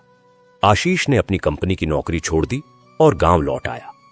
उसने गांव के युवाओं को साथ लेकर सौर ऊर्जा परियोजना शुरू की। शुरुआत में लोगों को समझ नहीं आया कि यह सौर ऊर्जा क्या है, लेकिन आशीष ने धैर्यपूर्वक सबको समझाया। उसने गांव के हर घर की छत पर सौर पैनल लगवाए। कुछ ही महीनों में गांव बिजली के मामले में आत्मनिर्भर हो गया। अब गांव वालों को बिजली कटौती की समस्या नहीं झेलनी पड़ती थी। वहीं अनन्या ने अपनी MBBS की पढ़ाई पूरी की और गांव लौटकर आई। उसने गांव में एक छोटा क्लिनिक शुरू किया। शुरुआत में उसे उपकरणों की कमी थी, लेकिन प्रिया और रिया ने अपनी बचत से उसे आधुनिक उपकरण खरीद कर दिए। अनन्या ने न सिर्फ इलाज किया बल्कि गांव वालों को स्वास्थ्य के प्रति जागरूक भी किया।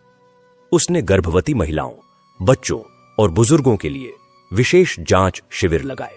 एक दिन अनन्या के पास एक आपातकालीन मामला आया। गांव की एक युवती गीता, जो गर्भवती थी, को प्रसव के दौरान जटिलताएं आईं। उसे तुरंत सिजेरियन ऑपरेशन की जरूरत थी। शहर का अस्पताल दूर था और समय कम था। अनन्या ने हिम्मत नहीं हारी। उसने अपने क्लिनिक में ही आपातकालीन ऑपरेशन की तैयारी की। प्रिया और रिया ने प्रार्थना करनी शुरू कर दी। अनन्या ने अपने कौशल से ऑपरेशन किया और गीता की जान बचा ली। साथ ही एक स्वस्थ बच्चे ने जन्म लिया। यह खबर पूरे गांव में आग की तरह फैल गई। लोग अनन्या को देवी दुर्गा कहने लगे। गीता के परिवार ने अनन्या के पैर पकड़ लिए और कहा, तुमने मेरी बहू और पोते को नया जीवन दिया है। तुम हमारी लाडली हो। इस घटना के बाद गांव वालों का विश्वास अनन्या के क्लिनिक पर और बढ़ गया। अब लोग छोटी मोटी बीमारियों के लिए भी शहर नहीं जाते थे, बल्कि सीधे अनन्या के पास आते थे। अब गांव की स्थिति देखकर कोई नहीं कह सकता था कि यह वही रामपुर गांव है जहां कभी गरीबी और दुख था। अब रामपुर एक आदर्श गांव बन चुका था। साफ सुथरी गलियां, हर घर में बिजली और पानी, हरित वातावरण, शिक्षा और स्वास्थ्य की उत्तम व्यवस्था। प्रिया और रिया अब बूढ़ी होने लगी थीं, लेकिन उनकी ऊर्जा युवाओं से भी अधिक थी। वे अब भी सुबह 4 बजे उठ जाती थीं, मंदिर जाती थीं, फिर गांव के कामों में लग जाती थीं। एक दिन गांव में एक बड़ा उत्सव आयोजित किया गया। यह उत्सव था प्रिया और रिया के जीवन की सेवा को समर्पित। गांव के सरपंच ने कहा, आज हमारा गांव जो कुछ भी है वह प्रिया और रिया दीदी की कृपा से है। इन दोनों बहनों ने न सिर्फ अपने जीवन को सुधारा बल्कि पूरे गांव का जीवन बदल दिया। आज हम इनके सम्मान में एक स्मारक बनाने जा रहे हैं। गांव के मुख्य चौराहे पर एक सुंदर सी संगमरमर की मूर्ति लगाई गई, जिसमें प्रिया और रिया एक दूसरे का हाथ पकड़े हुए खड़ी थीं। मूर्ति के नीचे लिखा था, सहोदरा प्रेम और सेवा भाव की प्रतिमूर्ति प्रिया और रिया। जब मूर्ति का अनावरण हुआ तो प्रिया और रिया की आंखें नम हो गईं। प्रिया बोली, भाइयों और बहनों, यह सम्मान हमारे लिए बहुत बड़ा है, लेकिन हमें यह सम्मान अकेले नहीं मिला, यह आप सबके सहयोग से मिला है। हम सब ने मिलकर इस गांव को स्वर्ग बनाया है। रिया ने कहा, मैं तो बस इतना कहूंगी कि जीवन में कभी भी अपनों को न भूलें। परिवार, समाज, यह सब हमारे जीवन का आधार है, और सबसे बढ़कर ईश्वर में विश्वास रखें। माता लक्ष्मी उन्हीं पर कृपा करती है जो निस्वार्थ भाव से दूसरों की सेवा करते हैं। उस रात गांव में भव्य भंडारे का आयोजन किया गया। हर घर से स्वादिष्ट व्यंजन बनकर आए।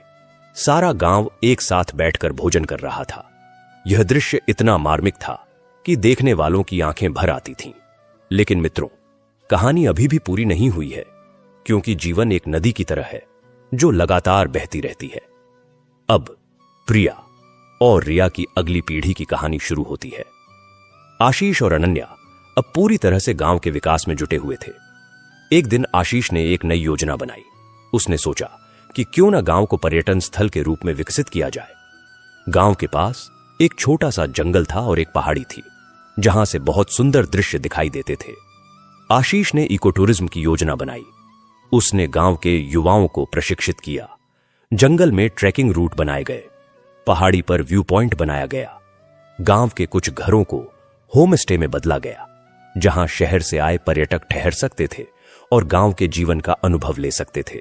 शुरुआत में लोगों को डर था कि पर्यटन से गांव की शांति भंग होगी, लेकिन आशीष ने समझाया कि इको टूरिज्म का मतलब है प्रकृति के साथ तालमेल बनाकर पर्यटन।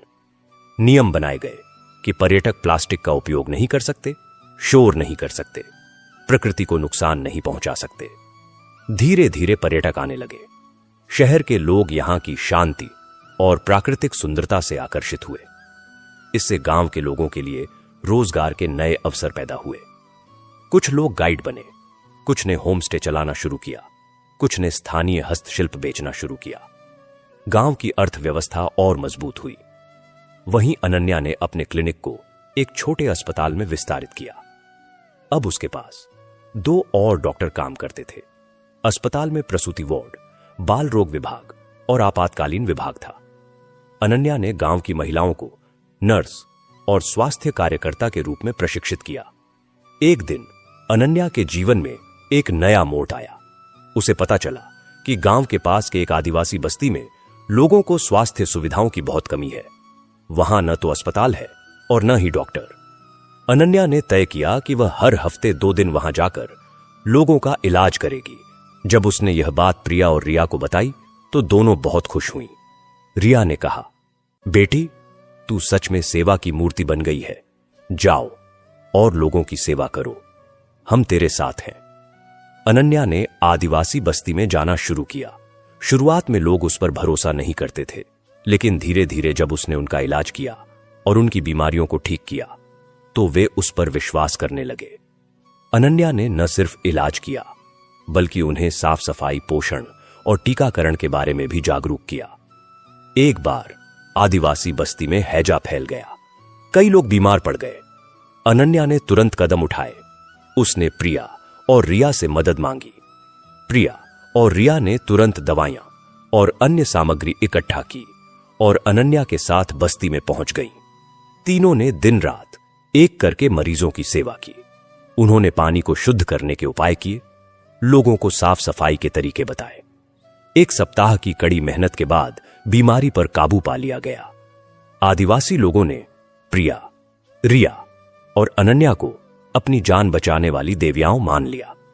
उनके सम्मान में बस्ती में एक छोटा सा मंदिर बनाया गया, जहां तीनों की पूजा की जाती थी। यह देखकर अनन्या ने कहा, माताएं, हमने तो बस अपना फर्ज निभाया है, इतना बड़ा सम्मान हमारे लिए बहुत है। प्रिया ने कहा, बेटी, सेवा ही सबसे बड़ी पूजा है। जब तुम किसी की सेवा करते हो तो वास्तव में तुम ईश्वर की ही सेवा करते हो। अब गांव की प्रगति की चर्चा दूर दूर तक फैलने लगी। एक दिन राज्य के मुख्यमंत्री ने रामपुर गांव के विकास मॉडल का अध्ययन करने के लिए एक टीम भेजी। टीम ने गांव का दौरा किया और वहां के विकास कार्यों से बहुत प्रभावित हुई। उन्होंने प्रिया, रिया, आशीष और अनन्या के साथ लंबी बातचीत की। टीम ने अपनी रिपोर्ट में लिखा, रामपुर गांव एक आदर्श गांव है जहां सामुदायिक भागीदारी, महिला सशक्तिकरण, शिक्षा, स्वास्थ्य और पर्यावरण संरक्षण का अनूठा मिश्रण देखने को मिलता है। यह मॉडल पूरे राज्य के लिए प्रेरणादायक है। इस रिपोर्ट के बाद मुख्यमंत्री स्वयं रामपुर गांव आए। उन्होंने गांव के हर विकास कार्य का अवलोकन किया। स्कूल, अस्पताल, सौर ऊर्जा संयंत्र, इको टूरिज्म प्रोजेक्ट, सब देखा। मुख्यमंत्री बहुत प्रभावित हुए। एक सार्वजनिक सभा में मुख्यमंत्री ने कहा, आज मैं रामपुर गांव में आकर बहुत गर्व महसूस कर रहा हूं। यह गांव दिखाता है कि अगर समुदाय एकजुट होकर काम करे तो क्या कुछ नहीं हासिल किया जा सकता। प्रिया जी और रिया जी ने जो मिसाल कायम की है वह पूरे राज्य के लिए एक मॉडल है। हम राज्य के 100 गांवों को रामपुर मॉडल पर विकसित करेंगे। मुख्यमंत्री ने प्रिया और रिया को राज्य निर्माता सम्मान से सम्मानित किया। यह सम्मान पाने वाली वे पहली महिलाएं थीं। इस सम्मान समारोह में हजारों लोग उपस्थित थे। जब प्रिया और रिया को सम्मान मिला तो पूरा स्टेडियम तालियों की गड़गड़ाहट से गूंज उठा। प्रिया ने अपने संबोधन में कहा, यह सम्मान हमारे पूरे गांव को है। हम अकेले कुछ नहीं कर सकते थे। यह सब आप सबके सहयोग से हुआ है। हमें विश्वास है कि अगर हम सब मिलकर काम करें तो न केवल हमारा गांव बल्कि पूरा देश उन्नति के पथ पर अग्रसर हो सकता है। रिया ने कहा, हम 2 बहनें थीं जो एक दूसरे से दूर हो गई थीं, लेकिन प्रेम और सेवा ने हमें फिर से जोड़ दिया। आज हमारा संदेश है, प्रेम करो, सेवा करो और किसी की मदद करने से कभी मत चूको। सम्मान समारोह के बाद रामपुर गांव का नाम राष्ट्रीय स्तर पर प्रसिद्ध हो गया। दूर दूर से लोग यहां आने लगे ताकि इस आदर्श गांव को देख सकें और यहां से सीख ले सकें। प्रिया और रिया अब केवल एक गांव की बहनें नहीं रह गई थीं, बल्कि वे एक प्रेरणा बन गई थीं। लेकिन मित्रों, कथा यहीं नहीं रुकती। जीवन में सुख दुख का सिलसिला चलता रहता है। एक दिन प्रिया बीमार पड़ गई। डॉक्टरों ने जांच की तो पता चला कि उसे कैंसर है। यह खबर सुनकर पूरे गांव में शोक की लहर दौड़ गई। लोग प्रिया के स्वास्थ्य के लिए प्रार्थना करने लगे। रिया ने हिम्मत नहीं हारी। उसने कहा, दीदी तुम चिंता मत करो, हम तुम्हें ठीक कराएंगे। उसने अनन्या और आशीष के साथ मिलकर प्रिया का इलाज शुरू करवाया। प्रिया को शहर के बड़े अस्पताल में भर्ती करवाया गया। प्रिया के इलाज के लिए बहुत पैसों की जरूरत थी। रिया ने अपने सारे जेवर बेच दिए। आशीष ने अपनी कंपनी के शेयर बेच दिए। अनन्या ने अपनी बचत निकाल ली। लेकिन इससे भी ज्यादा गांव वालों ने मदद की।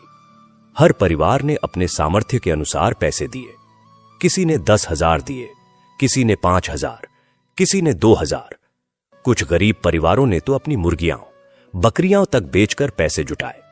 जब प्रिया को पता चला कि पूरा गांव उसके इलाज के लिए पैसे जुटा रहा है तो उसकी आंखों में आंसू आ गए। उसने कहा, मैं तो एक साधारण सी औरत हूं, मैंने इतना बड़ा प्यार कैसे अर्जित कर लिया। रिया ने कहा, दीदी तुमने पूरे गांव को अपना परिवार बनाया, तुमने सबकी सेवा की, अब तुम्हारी बारी है, हम सब तुम्हारे हैं। प्रिया का इलाज चला। कीमोथेरेपी के कारण उसके बाल झड़ गए, शरीर कमजोर हो गया, लेकिन उसके चेहरे पर वही मुस्कान बनी रही। वह कहती, माता लक्ष्मी ने मुझे इतना प्यार दिया है, इतना सम्मान दिया है, अगर अब वे मुझे बुला रही हैं तो मैं खुशी खुशी चली जाऊंगी। लेकिन प्रिया की प्रार्थनाओं और पूरे गांव की शुभकामनाओं का असर हुआ। 6 महीने के इलाज के बाद डॉक्टरों ने घोषणा की कि प्रिया पूरी तरह ठीक हो गई है। यह खबर सुनकर पूरा गांव खुशी से झूम उठा। लोग मंदिर में माता लक्ष्मी का धन्यवाद करने लगे। प्रिया के स्वस्थ होकर लौटने पर गांव में एक भव्य स्वागत समारोह आयोजित किया गया। गांव वालों ने प्रिया को फूलों की वर्षा की। प्रिया ने सबका आभार व्यक्त किया। इस घटना ने प्रिया और रिया के बीच के बंधन को और भी मजबूत कर दिया। अब वे दोनों एक दूसरे के बिना रह ही नहीं सकती थीं। उनका प्यार इतना गहरा हो गया था कि लोग कहते थे कि दोनों एक आत्मा के 2 शरीर हैं। अब प्रिया और रिया बूढ़ी हो चली थीं, उन्होंने गांव के सारे कामकाज आशीष और अनन्या को सौंप दिए। दोनों बहनें अब अधिकतर समय मंदिर में बिताती, भजन कीर्तन करती और युवाओं को जीवन के सच्चे मूल्य सिखाती। एक दिन प्रिया ने रिया से कहा, रिया, हमारा जीवन बहुत सुखद रहा है। हमने सुख देखा, दुख देखा, संघर्ष देखा, सफलता देखी, लेकिन सबसे बड़ी बात यह है कि हमने एक दूसरे का साथ पाया और पूरे गांव का प्यार पाया। रिया ने कहा, हां दीदी, मैं अगर कभी जन्म लूं तो तुम्हारी ही बहन बनकर। एक शाम दोनों बहनें मंदिर में बैठी थीं। सूर्यास्त का समय था। आकाश में सुनहरी और लाल रंग की छटा बिखरी हुई थी। मंदिर में दीपक जल रहे थे और घंटियों की मधुर ध्वनि गूंज रही थी। प्रिया ने रिया का हाथ थामा और कहा, रिया, मुझे लगता है कि हमारा काम पूरा हो गया है। अब आशीष और अनन्या गांव को संभाल लेंगे। रिया ने प्रिया की ओर देखा। प्रिया के चेहरे पर एक अलौकिक तेज था। रिया समझ गई कि प्रिया का अंतिम समय निकट है। उसकी आंखें भर आईं। प्रिया ने कहा, रो मत रिया, जीवन और मृत्यु तो प्रकृति का नियम है। मैं खुश हूं कि मैंने एक सार्थक जीवन जिया। उस रात प्रिया ने अपने प्राण त्याग दिए। वह शांति से सो गई, मानो कोई थककर विश्राम कर रहा हो। प्रिया के निधन की खबर से पूरा गांव शोकाकुल हो गया। लोग उनके दर्शन करने आए। हर किसी की आंखें नम थीं। प्रिया के अंतिम संस्कार में हजारों लोग शामिल हुए। उनकी चिता को आग लगाते समय रिया ने कहा, दीदी, तुम मेरे साथ हमेशा रहोगी। तुम्हारी यादें मेरे साथ हैं।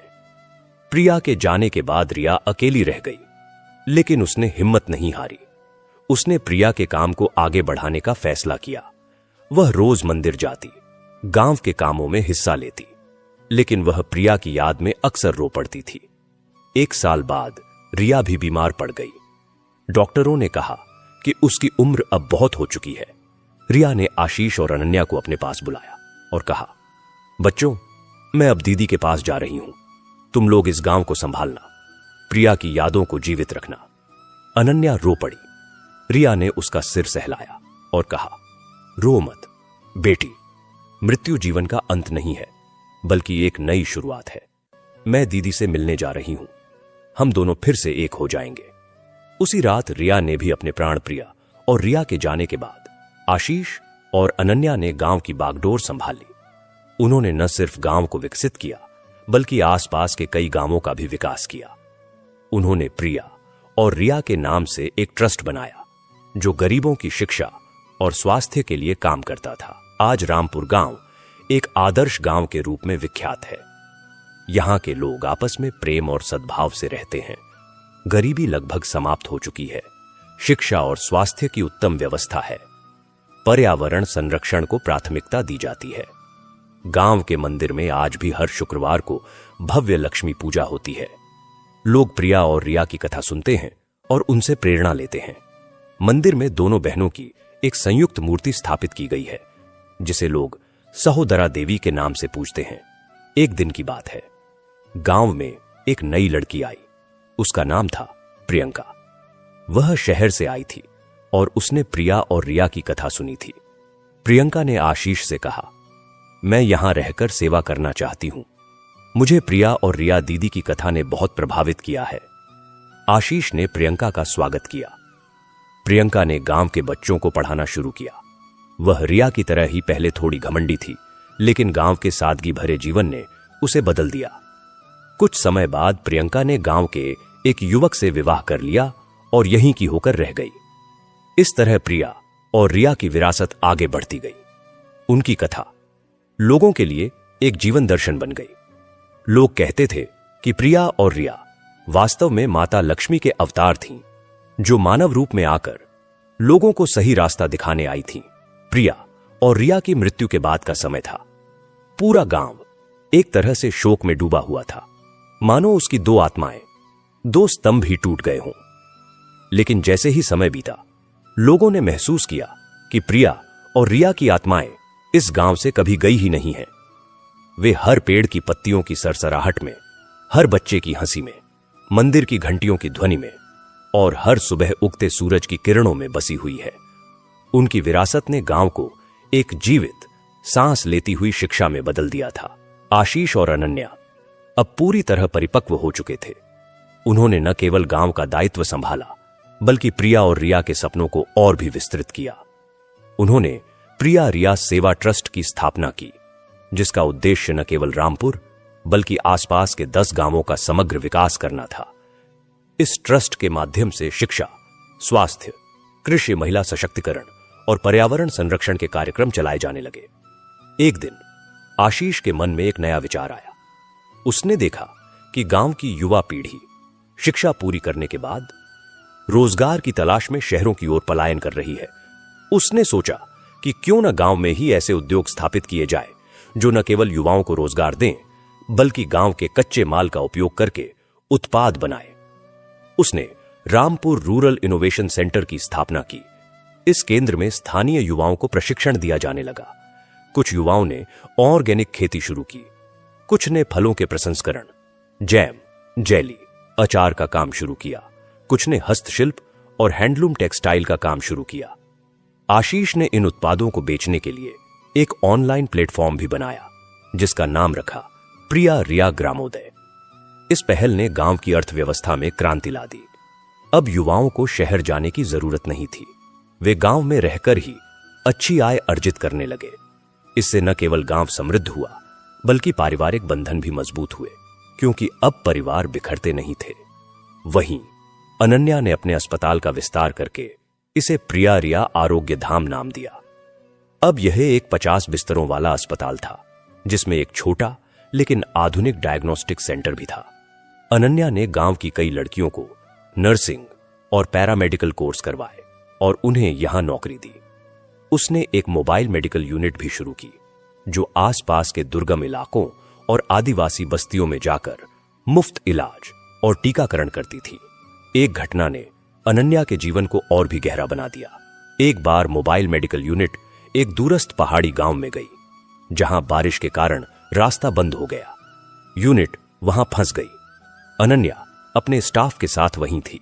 उन्होंने देखा कि गांव में एक महिला प्रसव पीड़ा में है और उसे तुरंत चिकित्सकीय सहायता की जरूरत है। अनन्या ने हिम्मत नहीं हारी। उसने मोबाइल यूनिट को ही एक अस्थायी प्रसूति कक्ष में बदल दिया। बिजली नहीं थी, इसलिए उन्होंने टॉर्च और लालटेन की रोशनी में काम किया। आधी रात को तेज बारिश और हवा के बीच अनन्या ने उस महिला का सफल प्रसूतिकरण किया और एक स्वस्थ बच्चे को जन्म दिलाया। जब सुबह हुई और बारिश रुकी, तो पूरा गांव अनन्या के पैरों में गिर गया। उन्होंने कहा, तुम हमारे लिए देवी हो। अनन्या ने मुस्कुराकर कहा, मैं देवी नहीं हूं, मैं तो बस प्रिया और रिया की बेटी हूं, जिन्होंने मुझे यह सब सिखाया। इधर प्रियंका, जो शहर से आई थी, ने गांव के बच्चों के लिए एक अनूठी पहल शुरू की। उसने देखा कि बच्चे पारंपरिक शिक्षा के साथ साथ अपनी सांस्कृतिक विरासत से दूर हो रहे हैं। उसने ग्रामीण कला एवं संस्कृति संरक्षण केंद्र शुरू किया। इस केंद्र में बच्चों को पारंपरिक गीत, नृत्य, लोक कथाएं, चित्रकला और शिल्प कला सिखाई जाती थी। सप्ताहांत में बुजुर्ग गांव वाले बच्चों को पुराने समय की कहानियां सुनाते, उन्हें अपने रीति रिवाजों और परंपराओं से जोड़ते। प्रियंका ने गांव के इतिहास को दर्ज करने का भी काम शुरू किया। उसने गांव के सबसे बुजुर्ग लोगों के साथ बैठकर उनसे गांव के इतिहास, पुरानी घटनाओं, लोकगीतों और मुहावरों को रिकॉर्ड किया और एक छोटा सा रामपुर ग्राम इतिहास संग्रहालय बनाया। इस संग्रहालय में प्रिया और रिया की निजी वस्तुएं, उनके द्वारा इस्तेमाल की गई चीजें और उनके जीवन की तस्वीरों का एक कोना भी समर्पित था। यह संग्रहालय गांव के लोगों के लिए एक तीर्थ स्थल बन गया। एक दिन गांव में एक नया मेहमान आया। वह एक विदेशी शोधार्थी था, जिसका नाम था डेविड। वह भारत के ग्रामीण विकास मॉडल पर शोध कर रहा था। उसने रामपुर के बारे में पढ़ा था और वह व्यक्तिगत रूप से यहां आकर अध्ययन करना चाहता था। आशीष ने उसका स्वागत किया और उसे गांव में रहने की इजाजत दी। डेविड ने कई महीने रामपुर में बिताए। वह हर गतिविधि में भाग लेता, लोगों से बातें करता, उनके जीवन को समझता। वह विशेष रूप से प्रिया और रिया की कथा से अत्यंत प्रभावित हुआ। एक दिन उसने आशीष से कहा, यहां का जो सामुदायिक भावना और सतत विकास का मॉडल है, वह दुनिया के लिए एक मिसाल है। मैं चाहता हूं कि मैं इसे अपने देश में भी ले जाऊं।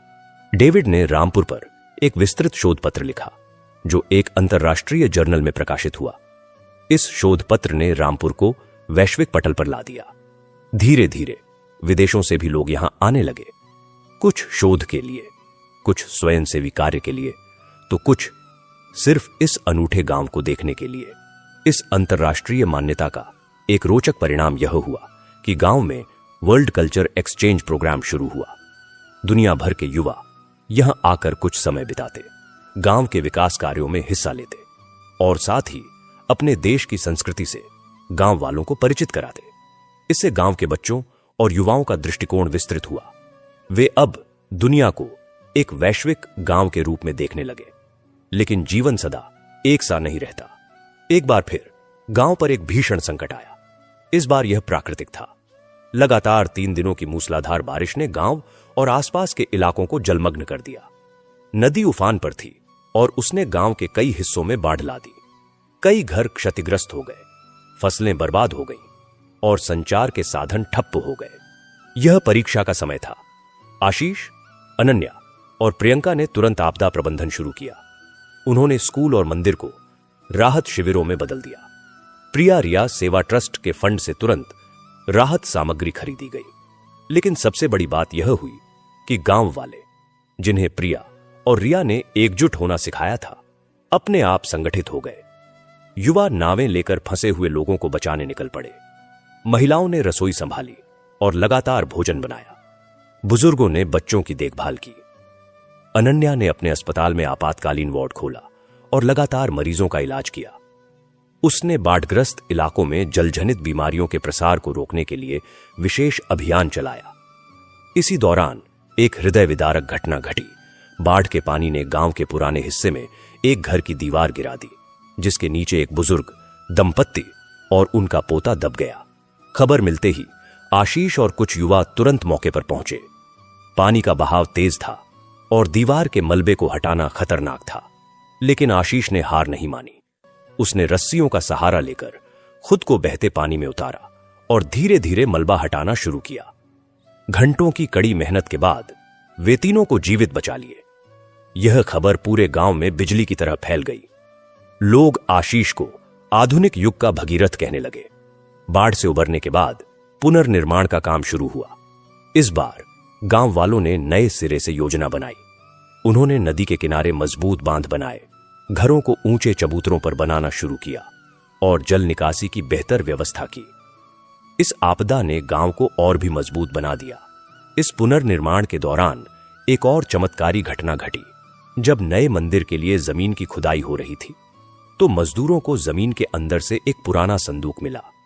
संदूक को सावधानी से खोला गया तो उसमें कुछ पुराने पत्र, एक पुरानी लक्ष्मी जी की मूर्ति और एक हस्तलिखित पोथी मिली।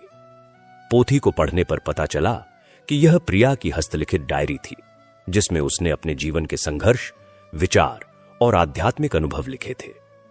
इस डायरी को पढ़कर लोगों की आंखें नम हो गईं। इसमें प्रिया ने लिखा था, आज रिया ने मुझे फोन पर बुरा भला कहा। मेरा दिल टूट गया है, लेकिन मैं उससे नाराज नहीं हूं। मैं जानती हूं कि उसका हृदय अभी अज्ञान के अंधकार में है। माता लक्ष्मी, कृपा करके उसे प्रकाश दिखाइए, उसे सही रास्ते पर लाइए। एक और जगह लिखा था, आज मुझे बैंक से 50,000 रुपये मिले। मैं नहीं जानती कि यह किसकी कृपा है, लेकिन मैं माता लक्ष्मी को धन्यवाद देती हूं। मैं यह पैसा अपनी दुकान के लिए लगाऊंगी और जो भी मुनाफा होगा उसका एक हिस्सा गरीबों की मदद के लिए अलग रखूंगी। इस डायरी को पाकर गांव वालों को लगा जैसे प्रिया एक बार फिर से उनके बीच आ गई है, उनसे बातें कर रही हैं। इस डायरी को संग्रहालय में एक विशेष स्थान पर रखा गया, जहां लोग आकर इसे देख सकते थे। इस घटना के बाद गांव में एक नई परंपरा शुरू हुई। हर वर्ष प्रिया और रिया की पुण्यतिथि पर गांव में सहोदरा उत्सव मनाया जाने लगा। यह उत्सव 1 सप्ताह चलता था। इसमें भजन कीर्तन, सामुदायिक भोज, सांस्कृतिक कार्यक्रम और सेवा कार्य शामिल थे। इस उत्सव में दूर दूर से लोग आते थे, जिनमें वे लोग भी शामिल थे जिनकी जिंदगी प्रिया और रिया की कथा ने बदली थी। एक बार इस उत्सव में एक विशेष मेहमान आए। वे थे एक बुजुर्ग महिला और उसका पुत्र। महिला ने बताया कि वह कई साल पहले रामपुर आई थी जब वह गरीब और निराश थी। उसने प्रिया से मुलाकात की थी और प्रिया ने उसे आशीर्वाद दिया था और कुछ पैसे दिए थे, जिससे उसने एक छोटा सा काम शुरू किया था। आज वह एक सफल व्यवसायी है और उसका बेटा एक इंजीनियर है। उसने कहा, प्रिया, दीदी ने मुझे सिर्फ पैसे नहीं दिए, उन्होंने मुझे आत्मविश्वास दिया। उन्होंने कहा था कि मेहनत और ईमानदारी से काम करो, माता लक्ष्मी तुम्हारा साथ देंगी। और सचमुच ऐसा ही हुआ। ऐसे ही कई लोग अपनी कहानियां सुनाते। हर किसी की जुबान पर प्रिया और रिया का नाम था। यह उत्सव केवल एक स्मरणोत्सव नहीं रह गया था, बल्कि यह एक जीवित श्रद्धा और कृतज्ञता का प्रतीक बन गया था। समय के साथ आशीष और अनन्या ने भी अपने जीवन में नए पड़ाव देखे।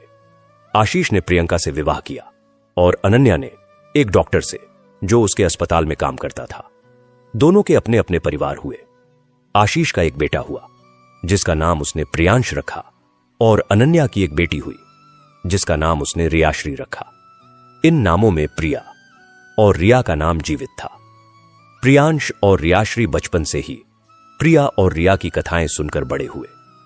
उनके लिए प्रिया और रिया कोई दूर की कहानी के पात्र नहीं थे, बल्कि वे उनकी परदादी थीं, जिनकी आत्मा हर जगह बसी हुई थी। दोनों बच्चों ने भी सेवा और समर्पण का पाठ सीखा। प्रियांश ने पर्यावरण इंजीनियरिंग की पढ़ाई की और रियाश्री ने सामुदायिक चिकित्सा, कम्युनिटी मेडिसिन में विशेषज्ञता हासिल की। जब प्रियांश बड़ा हुआ तो उसने गांव में ग्रीन रामपुर प्रोजेक्ट शुरू किया। इस प्रोजेक्ट के तहत उसने गांव को पूरी तरह कार्बन न्यूट्रल बनाने का लक्ष्य रखा। सौर ऊर्जा के अलावा उसने बायोगैस संयंत्र लगाए, वाटर हार्वेस्टिंग की व्यवस्था को और विकसित किया और गांव के चारों ओर ऑक्सीजन वन लगाया। उसने गांव के कचरे को प्रबंधित करने के लिए एक वेस्ट टू वेल्थ प्लांट भी स्थापित किया, जहां कचरे से खाद बनाई जाती थी। रियाश्री ने प्रिवेंटिव हेल्थ केयर मॉडल पर काम किया। उसने गांव के हर नागरिक का स्वास्थ्य रिकॉर्ड डिजिटल तरीके से तैयार किया, नियमित स्वास्थ्य जांच शिविर लगाए। उसने मानसिक स्वास्थ्य पर भी ध्यान दिया और गांव में एक मनोवैज्ञानिक परामर्श केंद्र शुरू किया, जहां लोग बिना झिझक अपनी मानसिक समस्याओं के बारे में बात कर सकते थे। एक दिन गांव को एक बड़े पुरस्कार के लिए चुना गया, ग्लोबल ग्रीन विलेज अवार्ड, जो पर्यावरण संरक्षण और सतत विकास में उत्कृष्ट योगदान के लिए दिया जाता था। यह पुरस्कार स्वीडन में आयोजित एक समारोह में दिया जाना था। गांव की तरफ से प्रियांश और रियाश्री को यह पुरस्कार लेने के लिए भेजा गया। विदेश में जब प्रियांश ने अपना भाषण दिया तो उसने प्रिया और रिया की पूरी कथा सुनाई। उसने बताया कि कैसे दो बहनों के प्रेम और सेवा ने एक पूरे गांव का भाग्य बदल दिया। उसने कहा, यह पुरस्कार हमारे गांव के लिए नहीं है, बल्कि उन दो साधारण महिलाओं के लिए है, जिन्होंने असाधारण संकल्प के साथ अपने जीवन को सेवा के लिए समर्पित कर दिया। वे हमारी प्रेरणा है, हमारी आत्मा है। प्रियांश और रियाश्री जब पुरस्कार लेकर गांव लौटे तो पूरा गांव उनका स्वागत करने के लिए इकट्ठा था। उस दिन गांव में ऐसा लग रहा था मानो प्रिया और रिया स्वयं आकर खड़ी हो गई हों। लोगों ने महसूस किया कि यह पुरस्कार उन दोनों को समर्पित है। अब रामपुर केवल एक गांव नहीं रह गया था, यह एक आंदोलन बन गया था। देश के विभिन्न हिस्सों से लोग यहां आते, यहां के मॉडल को समझते और फिर अपने अपने गांवों में इसे लागू करते। आशीष और अनन्या ने एक ग्राम विकास मार्गदर्शिका भी तैयार की, जिसमें हर चरण का विस्तृत विवरण था। प्रिया और रिया की कथा अब पुस्तकों में छपने लगी थी, डॉक्यूमेंट्री बनने लगी थी। लेकिन सबसे सुंदर बात यह थी कि यह कथा लोकगीतों और लोकनाट्यों में ढल गई थी। गांव के कलाकार इस कथा को नाटक के रूप में प्रस्तुत करते, जिसे देखने दूर दूर से लोग आते थे। एक बार एक बड़े शहर के एक प्रसिद्ध नाट्य निर्देशक ने इस कथा पर एक नाटक तैयार किया। इस नाटक का प्रीमियर शहर के बड़े सभागार में हुआ। आशीष, अनन्या, प्रियांश और रियाश्री को विशेष अतिथि के रूप में आमंत्रित किया गया। नाटक के अंत में जब सारे कलाकारों ने प्रिया और रिया की भूमिका निभाने वाली कलाकारों को स्टेज पर खड़ा किया तो पूरा सभागार तालियों से गूंज उठा। लोगों की आंखों में आंसू थे। उस दिन आशीष ने महसूस किया कि उनकी माताएं अमर हो गई हैं। वे केवल उनकी माताएं नहीं रहीं, बल्कि वे एक विचार बन गईं, एक आदर्श बन गईं, जो सदियों तक लोगों का मार्गदर्शन करती रहेंगी। वर्षों बीत गए। आशीष और अनन्या अब दादा दादी बन चुके थे। प्रियांश और रियाश्री ने गांव की बागडोर संभाल ली थी। गांव अब और भी विकसित हो चुका था। यहां एक छोटा कॉलेज था, एक पूर्ण विकसित अस्पताल था, एक स्टार्टअप इंक्यूबेशन सेंटर था और एक सांस्कृतिक केंद्र था। लेकिन गांव का मूल चरित्र नहीं बदला था। अभी भी हर शुक्रवार को मंदिर में भव्य पूजा होती थी। अभी भी लोग एक दूसरे के सुख दुख में साथ खड़े होते थे। अभी भी बच्चों को प्रिया और रिया की कथा सुनाई जाती थी। एक दिन बहुत बूढ़े हो चुके आशीष ने अपने पोते प्रियांश के बेटे को गोद में बिठाया। बच्चे ने पूछा, दादाजी, प्रिया और रिया कौन थीं? आशीष ने उसे गले लगाया और कहा, वे कोई नहीं थीं बेटा, वे सब कुछ थीं। वे प्रेम थीं, वे सेवा थीं, वे त्याग थीं, वे आस्था थीं। वे दो बहनें थीं जिन्होंने हमें सिखाया कि असली धन पैसा नहीं बल्कि मानवता है। बच्चे ने कहा, मैं भी उनकी तरह बनना चाहता हूं। आशीष की आंखों में आंसू आ गए। उसने कहा, तुम बन जाओगे बेटा, क्योंकि तुम उन्हीं का खून हो और यह गांव उन्हीं की आत्मा है। उस शाम जब सूरज डूब रहा था, आशीष मंदिर के बाहर बैठा था। उसे लगा जैसे प्रिया और रिया दोनों उसके सामने बैठी हैं, मुस्कुरा रही हैं। उसने आंखें बंद की और उन्हें प्रणाम किया। गांव की हवा में अब भी वही पवित्रता थी, वही शांति थी जो प्रिया और रिया के समय में थी। मगर अब उसमें एक नया विस्तार जुड़ गया था। आशीष और अनन्या अब पूरी तरह वृद्धावस्था की दहलीज पर थे। उनके बाल सफेद हो चुके थे, चेहरे पर झुर्रियां थीं, लेकिन आंखों में वही चमक, वही दिव्य तेज था जो उनकी माताओं की आंखों में दिखता था। वे अब सक्रिय कार्य से विराम ले चुके थे, लेकिन उनकी उपस्थिति ही पूरे गांव के लिए एक मार्गदर्शक स्तंभ थी। अब गांव की कमान पूरी तरह प्रियांश और रियाश्री के हाथों में थी। प्रियांश का बेटा जिसका नाम था प्रियम और रियाश्री की बेटी जिसका नाम था रितिका अब युवावस्था में थे। दोनों ने अपने पितामह और पितामही से शिक्षा पाई थी, लेकिन उनकी शिक्षा केवल स्कूल कॉलेज तक सीमित नहीं थी। उन्हें गांव के खेतों में हल चलाना सिखाया गया, मंदिर में पूजा पाठ करना सिखाया गया, बुजुर्गों की सेवा करना सिखाया गया और सबसे बढ़कर सुनना सिखाया गया। पेड़ों की सरसराहट सुनना, नदी के बहाव की आवाज सुनना और लोगों के मन की अनकही पीड़ा सुनना। प्रियम और रितिका में एक अद्भुत सामंजस्य था, ठीक वैसा ही जैसा प्रिया और रिया में बाद के वर्षों में आया था। वे एक दूसरे के पूरक थे। प्रियम की रुचि प्रौद्योगिकी और नवाचार में थी, जबकि रितिका की रुचि कला, संस्कृति और शिक्षा में। लेकिन दोनों का लक्ष्य एक था, गांव को और भी बेहतर बनाना और प्रिया रिया के सपनों को नई ऊंचाइयों पर ले जाना। एक दिन प्रियम के मन में एक विचार आया। उसने देखा कि गांव के बुजुर्गों के पास जीवन का एक अमूल्य खजाना है, अनुभव। लेकिन यह खजाना लिखित रूप में नहीं है और समय के साथ यह धीरे धीरे विलुप्त हो रहा है। उसने ओरल हिस्ट्री प्रोजेक्ट शुरू किया। इस प्रोजेक्ट के तहत उसने गांव के हर बुजुर्ग का विस्तृत साक्षात्कार लिया। उनके जीवन के अनुभवों, पुरानी कहानियों, लोकगीतों, घरेलू नुस्खों और पारंपरिक ज्ञान को रिकॉर्ड किया। इन सभी रिकॉर्डिंग को उसने एक डिजिटल लाइब्रेरी में संगठित किया, जिसे रामपुर ज्ञान कोश नाम दिया गया। इस ज्ञान कोश तक दुनिया का कोई भी व्यक्ति इंटरनेट के माध्यम से पहुंच सकता था। इस प्रोजेक्ट ने एक अप्रत्याशित दिशा ली। जब प्रियम ने गांव के सबसे बुजुर्ग व्यक्ति, एक 102 वर्षीय बाबा सोमनाथ से बातचीत की, तो उन्होंने एक ऐसी कथा सुनाई जिससे प्रिया और रिया के जीवन का एक नया, अब तक अज्ञात पहलू सामने आया। बाबा सोमनाथ ने बताया, बेटा, प्रिया और रिया तुम सबके लिए देवी जैसी हैं, लेकिन उनका जीवन हमेशा से इतना आसान नहीं था। एक समय था जब प्रिया ने अपनी बेटी आशा को खोने का सामना किया था। यह सुनकर प्रियम चौंक गया। उसे तो यही पता था कि आशा, उसकी दादी अनन्या की मां, का देहांत बुढ़ापे में हुआ था। बाबा सोमनाथ ने आगे कहा, नहीं बेटा, मैं आशा के बारे में नहीं बोल रहा। प्रिया की पहली संतान एक बेटा था जिसका नाम था श्रीधर। वह बहुत ही तेजस्वी बालक था, लेकिन महज 5 साल की उम्र में ही उसे तेज बुखार हो गया। उस समय गांव में डॉक्टर नहीं थे, दवा नहीं थी। प्रिया और विनय ने हर संभव कोशिश की, लेकिन वह बच्चा नहीं बच सका। बाबा सोमनाथ की आंखें नम हो गईं। प्रिया को इससे गहरा सदमा लगा। वह महीनों तक मौन रही, किसी से बात नहीं की। लेकिन फिर एक रात लक्ष्मी मंदिर में उसने एक अनुभव किया। उसने बताया था कि माता लक्ष्मी ने उसे दर्शन दिए और कहा, प्रिया, तेरा बेटा मेरे पास है। वह सुरक्षित और सुखी है। तू शोक मत कर। तेरे पास और भी बच्चे आएंगे और तुझे उन सब का पालन पोषण करना है। तेरी सेवा से मैं प्रसन्न हूं। इसके बाद ही प्रिया ने फिर से जीवन में रुचि ली और फिर अनन्या का जन्म हुआ।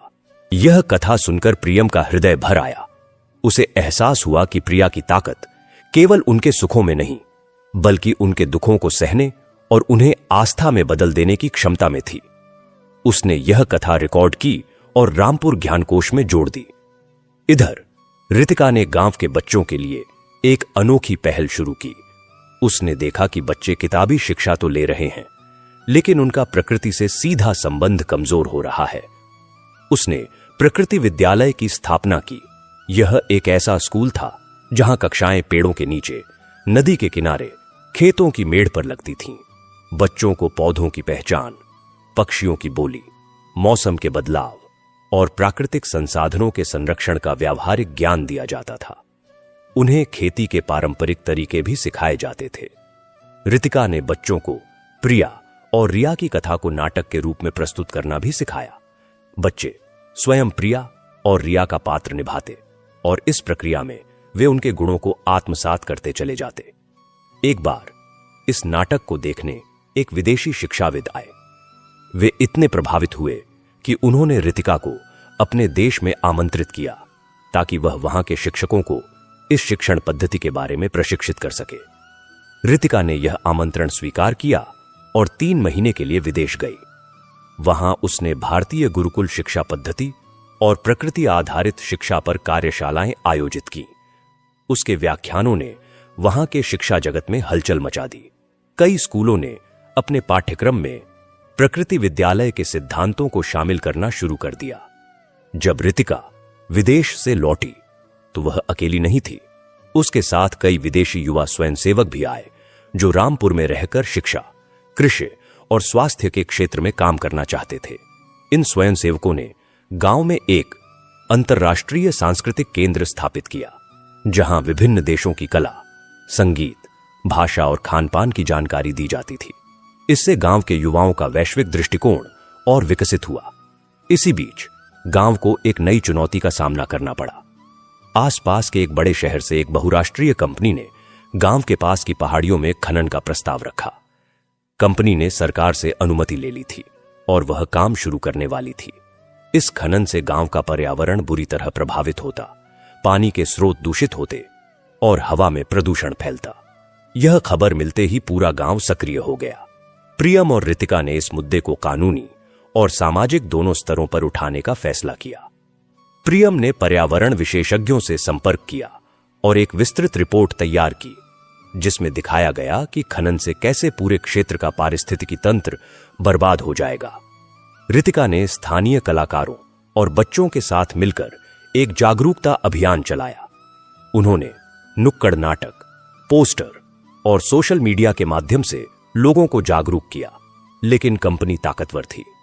उसने गांव के कुछ लोगों को लालच देकर अपने पक्ष में कर लिया। उन लोगों ने तर्क दिया कि खनन से रोजगार के अवसर पैदा होंगे और गांव की आर्थिक स्थिति सुधरेगी। गांव में दो फाड़ हो गया। एक तरफ वे लोग थे जो पर्यावरण और अपनी विरासत को बचाना चाहते थे, दूसरी तरफ वे लोग थे जो तत्काल आर्थिक लाभ चाहते थे। यह स्थिति देखकर वृद्ध आशीष और अनन्या चिंतित हो गए। उन्होंने एक सामुदायिक सभा बुलाई। सभा में आशीष ने कहा, भाइयों और बहनों, हमें यह नहीं भूलना चाहिए कि इस जमीन, इस पानी, इस हवा ने हमें पाला पोसा है। अगर हम इसे बर्बाद कर देंगे तो हमारी आने वाली पीढ़ियां हमें कभी माफ नहीं करेंगी। प्रिया और रिया ने हमें जो विरासत दी है उसमें यह प्रकृति भी शामिल है। क्या हम उसे नष्ट करने के लिए तैयार हैं? अनन्या ने कहा, मेरी मां प्रिया अक्सर कहती थीं कि संपत्ति दो तरह की होती है। एक वह जो आपके बैंक खाते में होती है, दूसरी वह जो आपके आसपास के वातावरण में होती है। पहली संपत्ति एक दिन खत्म हो सकती है, लेकिन दूसरी संपत्ति अगर सुरक्षित रहे तो वह हमेशा हमें और हमारी संतानों को पोषित करती रहेगी। इस सभा का प्रभाव हुआ। गांव के अधिकांश लोग एकजुट हो गए। उन्होंने खनन का विरोध करने का फैसला किया। प्रियम ने इस मुद्दे को राष्ट्रीय मीडिया तक पहुंचाया। कई पर्यावरणविद और सामाजिक कार्यकर्ता रामपुर पहुंचे और आंदोलन को समर्थन दिया। मामला कोर्ट तक पहुंचा। कोर्ट की कार्यवाही के दौरान एक चमत्कारिक घटना घटी। जब कंपनी के वकील अपने पक्ष में तर्क दे रहे थे, तभी अचानक कोर्टरूम की खिड़की से एक जोड़ी सफेद कबूतर अंदर आई और जज की मेज पर जा बैठी। कबूतरों के गले में छोटे छोटे लाल रिबन बंधे हुए थे। यह दृश्य इतना अप्रत्याशित और मार्मिक था कि पूरा कोर्टरूम स्तब्ध रह गया। जज महोदय, जो स्वयं प्रकृति प्रेमी थे, ने इसे एक संकेत माना। उन्होंने कहा, प्रकृति स्वयं इस मामले में हस्तक्षेप कर रही है। अंततः कोर्ट ने खनन की अनुमति रद्द कर दी और गांव के आसपास के क्षेत्र को पारिस्थितिकी संवेदनशील क्षेत्र घोषित कर दिया। यह गांव के लिए एक ऐतिहासिक जीत थी। इस जीत ने न केवल गांव को बचाया, बल्कि पूरे क्षेत्र के लिए एक मिसाल कायम की। इस संघर्ष के बाद गांव की एकजुटता और मजबूत हुई। उन लोगों को भी अपनी गलती का एहसास हुआ जो कंपनी के पक्ष में थे, और वे वापस समुदाय में शामिल हो गए। गांव ने मिलकर एक प्रकृति संरक्षण समिति बनाई, जिसका काम गांव के पर्यावरण की निगरानी और संरक्षण करना था। इस घटना ने प्रियम और रितिका को एक नया विचार दिया। उन्होंने ग्रीन टूरिज्म को बढ़ावा देने का फैसला किया। उन्होंने पर्यटकों के लिए ऐसे पैकेज तैयार किए जिनमें पर्यटक गांव में रहकर ऑर्गेनिक खेती, वृक्षारोपण और जल संरक्षण के कामों में हिस्सा ले सकते थे। इससे पर्यटकों को एक अलग तरह का अनुभव मिलता और गांव को पर्यावरण संरक्षण के लिए अतिरिक्त श्रम और आय मिलती। धीरे धीरे रामपुर सस्टेनेबल लिविंग यानी सतत जीवन शैली का एक वैश्विक केंद्र बन गया। दुनिया भर के शोधार्थी, छात्र और पर्यावरण प्रेमी यहां आते थे। गांव ने अपने अनुभवों को साझा करने के लिए एक वार्षिक सम्मेलन शुरू किया, रामपुर सस्टेनेबिलिटी समिट। इस सम्मेलन में दुनिया भर के विशेषज्ञ हिस्सा लेते थे। एक बार इस सम्मेलन में एक प्रसिद्ध वैज्ञानिक ने कहा, रामपुर ने साबित कर दिया है कि विकास और पर्यावरण संरक्षण एक साथ चल सकते हैं। यहां का मॉडल दुनिया के लिए एक मार्गदर्शक है।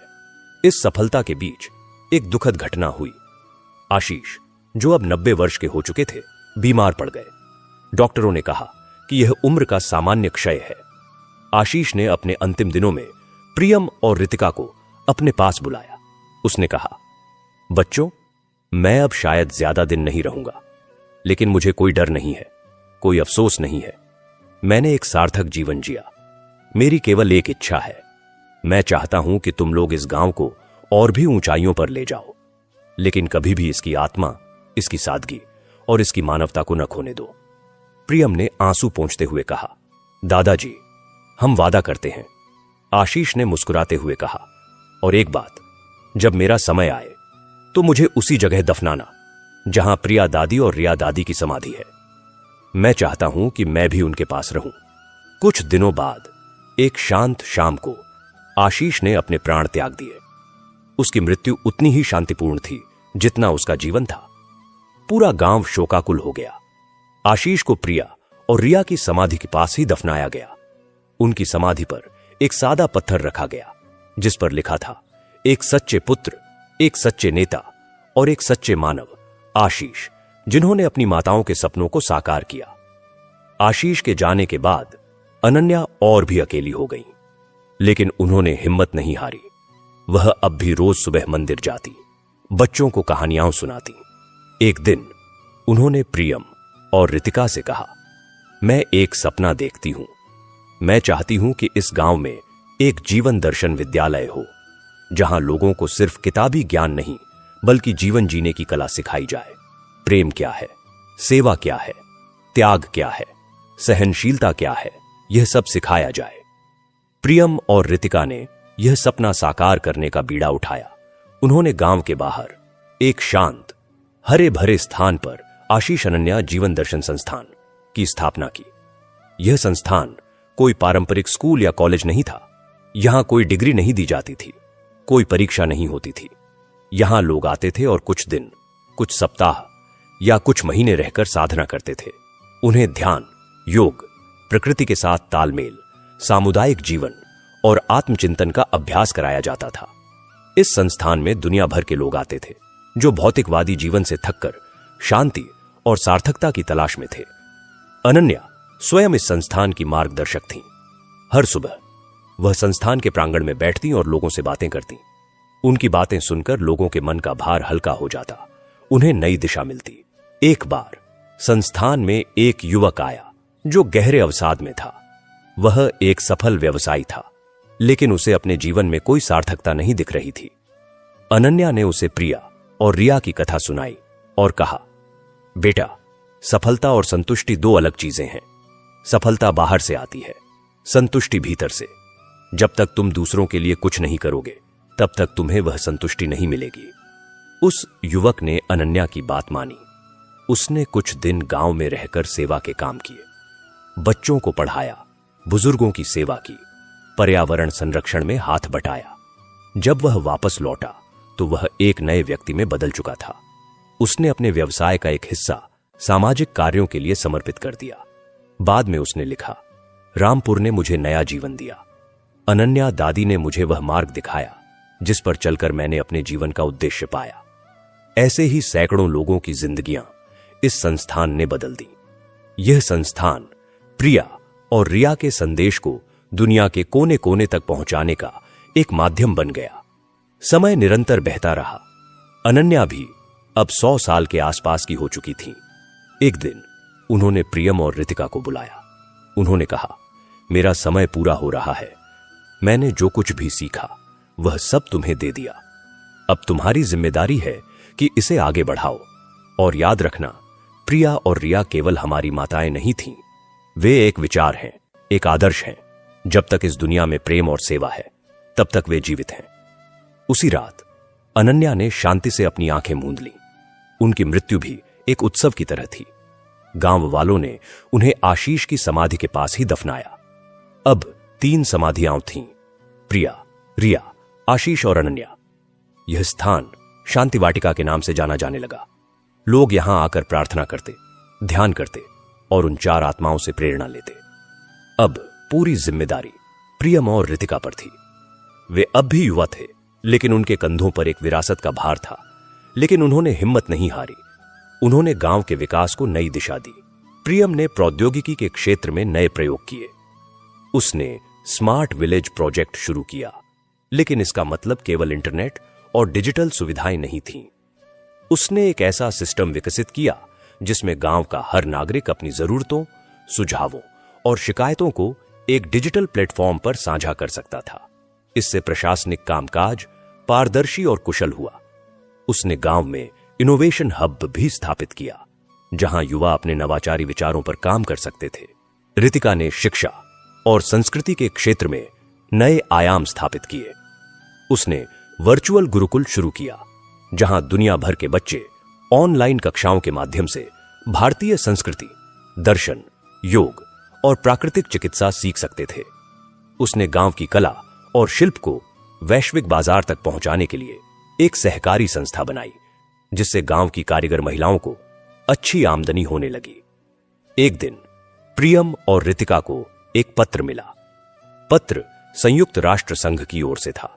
इसमें उन्हें ग्लोबल सस्टेनेबिलिटी चैंपियंस के पुरस्कार के लिए चुने जाने की सूचना थी और उन्हें न्यूयॉर्क में आयोजित एक समारोह में भाग लेने के लिए आमंत्रित किया गया था।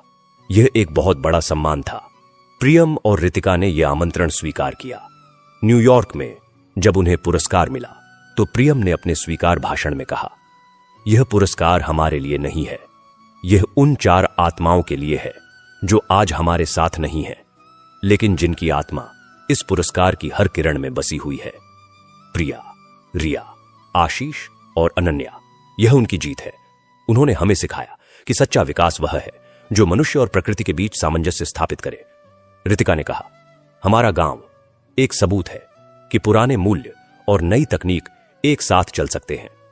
हमारी शक्ति हमारी एकजुटता में है, हमारी जड़ों में है और उन आदर्शों में है जो हमारे पूर्वजों ने हमें दिए हैं। उनके भाषण ने पूरे सभागार को मंत्रमुग्ध कर दिया। लोगों ने खड़े होकर तालियां बजाईं। अगले दिन दुनिया भर के अखबारों में रामपुर गांव और प्रिया रिया की कथा की चर्चा थी। जब प्रियम और रितिका गांव लौटे तो पूरा गांव उनका स्वागत करने के लिए इकट्ठा था। लेकिन उन्होंने कहा, यह सम्मान हम सबका है, हम सब ने मिलकर यह मुकाम हासिल किया है। अब रामपुर एक आदर्श बन चुका था। यहां का मॉडल दुनिया भर के कई देशों में लागू किया जा रहा था। प्रियम और रितिका को दुनिया भर से बुलावे आने लगे कि वे आकर अपने अनुभव साझा करें। लेकिन उन्होंने हमेशा अपनी जड़ों को नहीं भुलाया।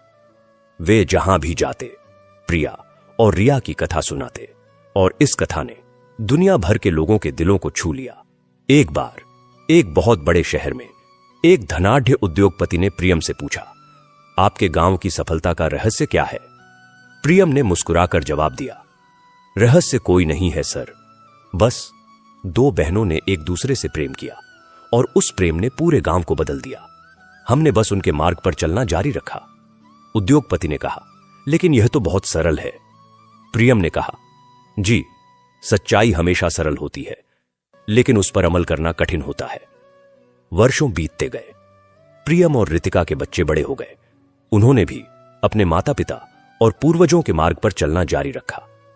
गांव अब एक जीवित परंपरा बन चुका था, जहां हर पीढ़ी अपने से पहली पीढ़ी के अनुभवों को संजोकर रखती थी और उसमें नया जोड़ती थी। एक दिन गांव के संग्रहालय में एक नया खंड जोड़ा गया, कालचक्र।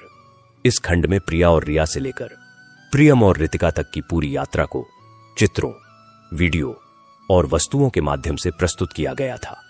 इस खंड के उद्घाटन पर प्रियम ने कहा, यह संग्रहालय हमारी स्मृतियों का घर नहीं है, यह हमारे भविष्य का आधार है। यहां आकर हर कोई यह सीख सकता है कि कैसे प्रेम, सेवा और दृढ़ संकल्प एक साधारण गांव को एक असाधारण उदाहरण में बदल सकते हैं।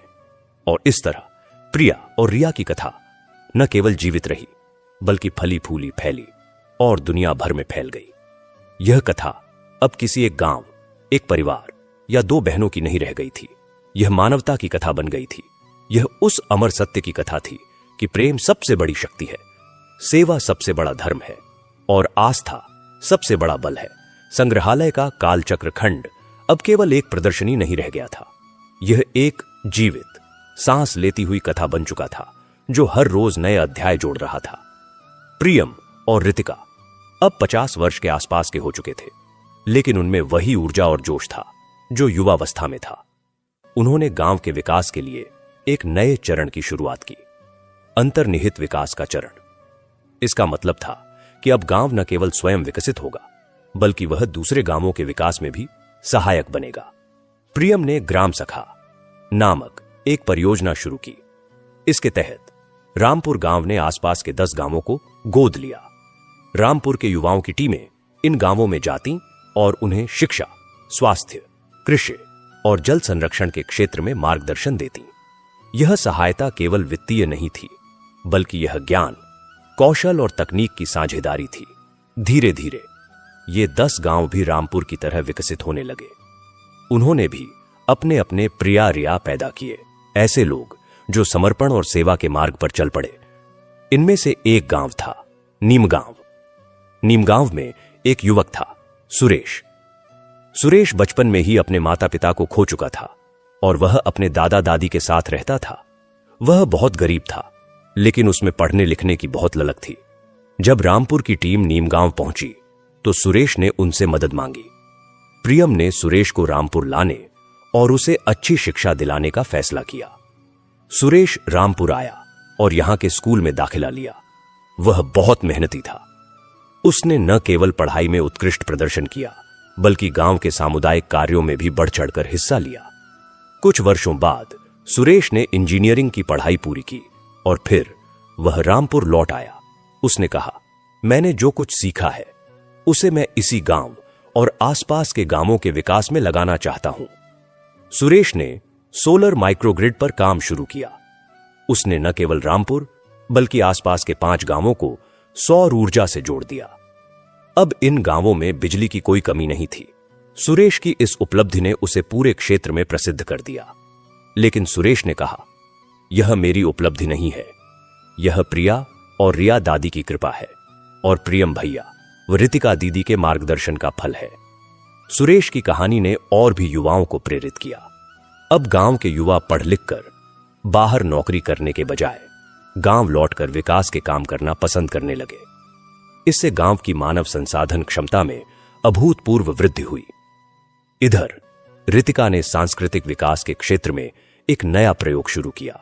उसने देखा कि गांव की युवा पीढ़ी पश्चिमी संगीत और नृत्य से अधिक प्रभावित हो रही है, जबकि हमारे पारंपरिक लोक कलाएं विलुप्त होने के कगार पर हैं।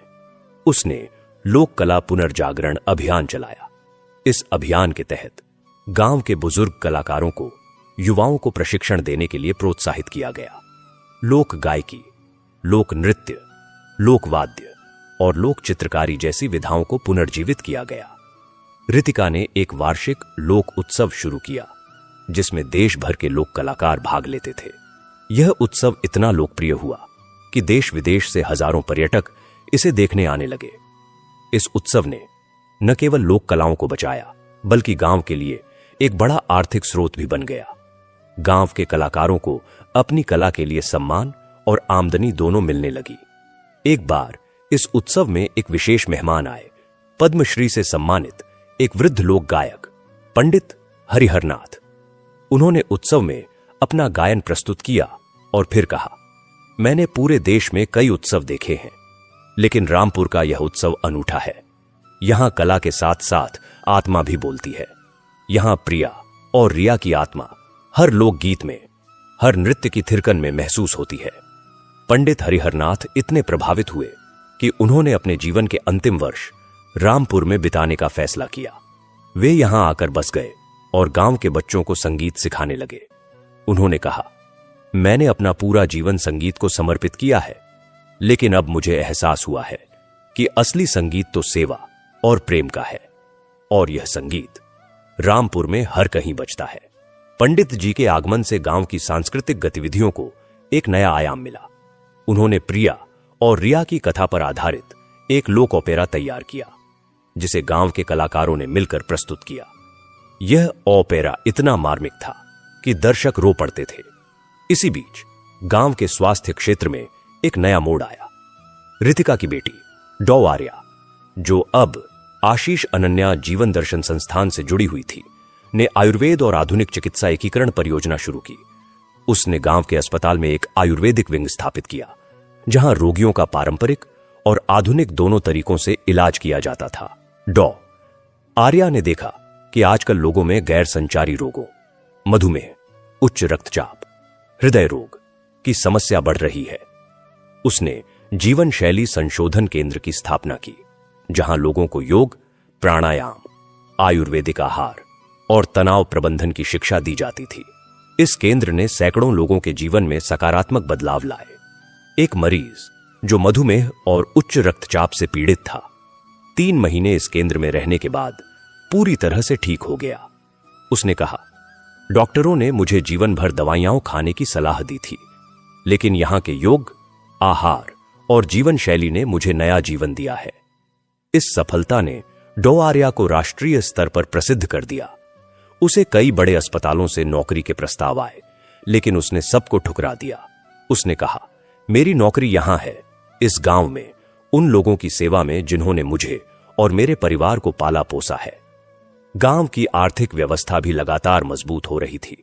प्रियम के बेटे अर्जुन, जो अब एक युवा व्यवसाय प्रबंधक था, ने गांव के उत्पादों को वैश्विक बाजार तक पहुंचाने के लिए एक सोशल एंटरप्राइज शुरू किया, प्रिया रिया ऑर्गेनिक्स। इसके तहत गांव और आसपास के गांवों के किसानों से ऑर्गेनिक फल, सब्जियां, अनाज और मसाले खरीदे जाते थे। उनका प्रसंस्करण किया जाता था और फिर उन्हें पैक करके देश विदेश में बेचा जाता था। अर्जुन ने उत्पादों की गुणवत्ता बनाए रखने के लिए एक अनूठी प्रणाली विकसित की। हर उत्पाद के पैकेट पर एक QR कोड होता था।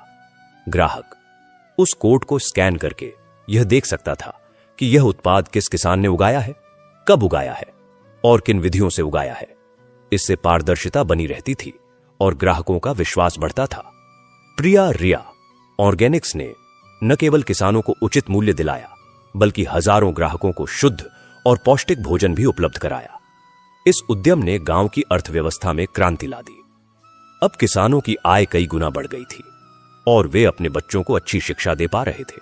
इसी तरह रितिका की बेटी डॉ आर्या की बहन अन्वेषा, जो एक फैशन डिजाइनर थी, ने हैंडलूम हेरिटेज नामक एक उद्यम शुरू किया। उसने गांव और आसपास के गांवों की बुनकर महिलाओं को संगठित किया और उन्हें आधुनिक डिजाइनों का प्रशिक्षण दिया।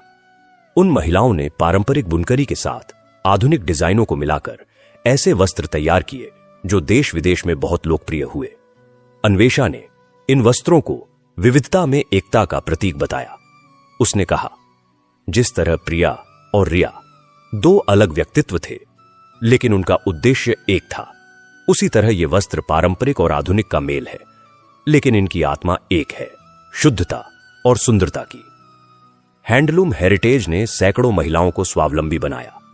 अब वे महिलाएं न केवल अपने परिवार का भरण पोषण करती थीं, बल्कि समाज में सम्मान के साथ जीती थीं। गांव के इस सर्वांगीण विकास ने एक नई चुनौती खड़ी कर दी, शहरीकरण का खतरा। जैसे जैसे गांव की प्रसिद्धि बढ़ी, बाहर के लोग यहां आकर बसना चाहने लगे। भू माफिया ने गांव की जमीन खरीदने की कोशिशें शुरू कर दी। कुछ बाहरी लोगों ने गांव में बड़े बड़े बंगले बनाने शुरू कर दिए, जो गांव के परंपरागत वास्तुशिल्प और पर्यावरण के लिए खतरा थे। प्रियम और रितिका ने इस समस्या को गंभीरता से लिया। उन्होंने गांव की एक आपातकालीन सभा बुलाई। सभा में प्रियम ने कहा, हमें अपनी जमीन, अपनी संस्कृति और अपनी पहचान को बचाना होगा। अगर हमने बाहरी लोगों को बेतहाशा जमीन बेच दी, तो कुछ ही सालों में रामपुर का अपना चरित्र खत्म हो जाएगा। हम एक और शहर बन जाएंगे और हमारी विरासत धूल में मिल जाएगी। गांव वालों ने एकजुट होकर एक ऐतिहासिक फैसला लिया। उन्होंने ग्राम सभा अधिनियम के तहत एक प्रस्ताव पारित किया कि कोई भी बाहरी व्यक्ति गांव में जमीन नहीं खरीद सकता। गांव की जमीन केवल गांव के मूल निवासियों के बीच ही हस्तांतरित की जा सकेगी। इसके अलावा गांव में किसी भी नए निर्माण के लिए ग्राम वास्तु शैली का पालन करना अनिवार्य होगा, जिसमें ऊंची इमारतों पर प्रतिबंध होगा और पर्यावरण अनुकूल सामग्री के उपयोग की बाध्यता होगी। इस फैसले ने गांव के चरित्र को बचा लिया। गांव अब भी वही सादगी, वही पवित्रता बनाए हुए था, भले ही उसकी ख्याति दुनिया भर में फैल चुकी थी। इसी दौरान गांव ने एक और महत्वपूर्ण पहल की, डिजिटल विरासत परियोजना। प्रियम के पोते आयुष, जो एक कंप्यूटर इंजीनियर था, ने वर्चुअल रियलिटी तकनीक का उपयोग करके गांव की पूरी विरासत को डिजिटल रूप में संरक्षित किया। उसने एक वर्चुअल रामपुर तैयार किया, जहां दुनिया का कोई भी व्यक्ति इंटरनेट के माध्यम से गांव का आभासी भ्रमण कर सकता था, मंदिर में दर्शन कर सकता था, संग्रहालय देख सकता था और यहां तक कि प्रिया और रिया की कथा को एक इंटरैक्टिव कहानी के रूप में अनुभव कर सकता था। इस परियोजना ने विशेष रूप से विकलांग और वृद्ध लोगों के लिए रामपुर की विरासत तक पहुंच को आसान बना दिया, जो शारीरिक रूप से यहां आ नहीं सकते थे। आयुष ने इस परियोजना के बारे में कहा, हमारी विरासत केवल हमारे लिए नहीं है, यह पूरी मानवता के लिए है और तकनीक का उपयोग करके हम इसे दुनिया के हर कोने में पहुंचा सकते हैं। गांव की इस निरंतर प्रगति के बीच एक दिन एक अप्रत्याशित घटना घटी। गांव के मंदिर में लक्ष्मी माता की मूर्ति के सामने रखे एक प्राचीन दीपक से हमेशा की तरह घी का दीपक जल रहा था। अचानक उस दीपक की लौ ने एक अद्भुत आकृति बनाई। ऐसा लगा जैसे दो महिलाएं एक दूसरे का हाथ पकड़े हुए हैं। यह दृश्य कई मिनटों तक बना रहा। जो भी यह देखता वह आश्चर्यचकित रह जाता। मंदिर के पुजारी ने कहा, यह कोई संयोग नहीं है, यह प्रिया और रिया का आशीर्वाद है। वे हमें यह संदेश दे रही हैं कि वे हमेशा हमारे साथ हैं, हमारी रक्षा कर रही हैं। इस घटना ने गांव वालों की आस्था को और भी गहरा कर दिया। लोगों का विश्वास और दृढ़ हुआ कि उनका गांव कोई साधारण गांव नहीं है, बल्कि एक पवित्र स्थान है जहां दिव्य शक्तियों का वास है। इस आस्था ने गांव के सामाजिक ताने बाने को और भी मजबूत किया। लोग अब केवल अपने परिवार तक सीमित नहीं थे, पूरा गांव एक बड़ा परिवार बन चुका था। हर सुख दुख में लोग एक दूसरे के साथ खड़े होते थे। एक बार गांव के एक युवक राहुल को एक दुर्लभ बीमारी हो गई। उसके इलाज के लिए बहुत पैसों की जरूरत थी। राहुल के परिवार के पास इतने पैसे नहीं थे। जब यह बात गांव वालों को पता चली तो उन्होंने एक दिन के भीतर ही राहुल के इलाज के लिए पर्याप्त धन इकट्ठा कर लिया। लोगों ने अपनी बचत, अपने गहने, यहां तक कि अपनी जमीन का कुछ हिस्सा बेचकर पैसे जुटाए। राहुल का इलाज सफल रहा और वह ठीक हो गया। जब वह अस्पताल से लौटा तो उसने गांव वालों के सामने सिर झुकाया और कहा, आप सबने मुझे नया जीवन दिया है। मैं अपना पूरा जीवन इस गांव और इसके लोगों की सेवा में समर्पित कर दूंगा। यह घटना गांव की एकजुटता का प्रतीक बन गई। बाहरी लोग हैरान थे कि आज के भौतिकवादी युग में भी कोई समुदाय इतना एकजुट और परोपकारी कैसे हो सकता है। गांव की इस ख्याति के कारण एक बार एक अंतर्राष्ट्रीय फिल्म निर्माता माइकल रामपुर आया। वह प्रिया और रिया की कथा पर एक फीचर फिल्म बनाना चाहता था। प्रियम और रितिका ने उसका स्वागत किया, लेकिन शर्त रखी कि फिल्म में गांव की आत्मा को विकृत नहीं किया जाएगा और फिल्म की शूटिंग गांव के पर्यावरण को नुकसान नहीं पहुंचाएगी। माइकल ने यह शर्त मान ली। फिल्म की शूटिंग हुई और गांव के कई लोगों ने इसमें अभिनय भी किया। फिल्म बनकर तैयार हुई और उसका प्रीमियर रामपुर में ही हुआ। फिल्म देखकर लोगों की आंखें नम हो गईं। फिल्म ने प्रिया और रिया की कथा को इतनी खूबसूरती और संवेदनशीलता से प्रस्तुत किया था कि दर्शक मंत्रमुग्ध रह गए। फिल्म ने अंतर्राष्ट्रीय स्तर पर सराहना प्राप्त की और कई पुरस्कार जीते। इस फिल्म ने प्रिया और रिया की कथा को दुनिया के कोने कोने तक पहुंचा दिया। दुनिया भर से लोग रामपुर आने लगे, उस पवित्र भूमि को देखने जहां यह अद्भुत कथा घटित हुई थी। लेकिन गांव वालों ने इस पर्यटन को भी नियंत्रित किया। उन्होंने जिम्मेदार पर्यटन की नीति बनाई। पर्यटकों की संख्या सीमित रखी गई और उन्हें गांव की संस्कृति और पर्यावरण का सम्मान करने के नियम बताए गए। पर्यटक गांव में रहकर सामुदायिक जीवन का हिस्सा बनते, खेतों में काम करते, रसोई में हाथ बटाते। यह अनुभव पर्यटकों के लिए अविस्मरणीय होता। एक पर्यटक ने अपने अनुभव को साझा करते हुए लिखा, रामपुर में आकर मैंने सीखा कि खुशी की कीमत नहीं होती। खुशी साझा करने में होती है, सेवा करने में होती है। मैं यहां 1 महीना रहा, लेकिन इस 1 महीने ने मेरे जीवन को बदल दिया। गांव की इस निरंतर यात्रा में एक और पीढ़ी बड़ी हो रही थी। प्रियम के पोते पोतियां और रितिका के पोते पोतियां अब युवा हो चुके थे। उन्होंने अपने पूर्वजों की विरासत को नए तरीके से आगे बढ़ाने का फैसला किया। उनमें से एक, प्रिया की परपोती तन्वी, ने महिला सशक्तिकरण के क्षेत्र में काम करना शुरू किया। उसने गांव और आसपास के गांवों की महिलाओं के लिए स्वावलंबन संस्थान खोला, जहां महिलाएं कंप्यूटर शिक्षा, व्यवसाय प्रबंधन, कानूनी जागरूकता और आत्मरक्षा के गुण सीखती थीं। तन्वी का लक्ष्य था कि हर महिला न केवल आर्थिक रूप से स्वावलंबी बने, बल्कि समाज में अपने अधिकारों के प्रति भी सजग रहे। तन्वी ने कहा, प्रिया और रिया दादी ने हमें सिखाया कि महिलाएं किसी से कम नहीं हैं।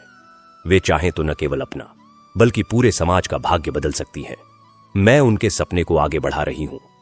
इसी तरह रिया की परपोती आदित्य ने युवा नेतृत्व कार्यक्रम शुरू किया। उसने गांव के युवाओं को राजनीतिक और सामाजिक नेतृत्व के लिए प्रशिक्षित किया। उसका मानना था कि देश का भविष्य युवाओं के हाथों में है और अगर युवा सही मार्गदर्शन पाए तो वे देश को नई ऊंचाइयों पर ले जा सकते हैं। आदित्य ने कहा, हमारे पूर्वजों ने हमें जो विरासत दी है उसे संभालना और आगे बढ़ाना हम युवाओं की जिम्मेदारी है। हमें न केवल इस गांव बल्कि पूरे देश के विकास के बारे में सोचना चाहिए। गांव की यह यात्रा अब 1 सदी से भी अधिक समय से चल रही थी। प्रिया और रिया से शुरू हुई यह कथा अब एक विशाल वटवृक्ष की तरह फैल चुकी थी, जिसकी शाखाएं दूर दूर तक जा पहुंची थीं।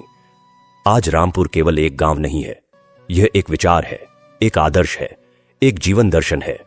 यहां आकर लोगों को एहसास होता है कि मानवता अब भी मरी नहीं है, प्रेम अभी जीवित है और सेवा अभी सबसे बड़ा धर्म है।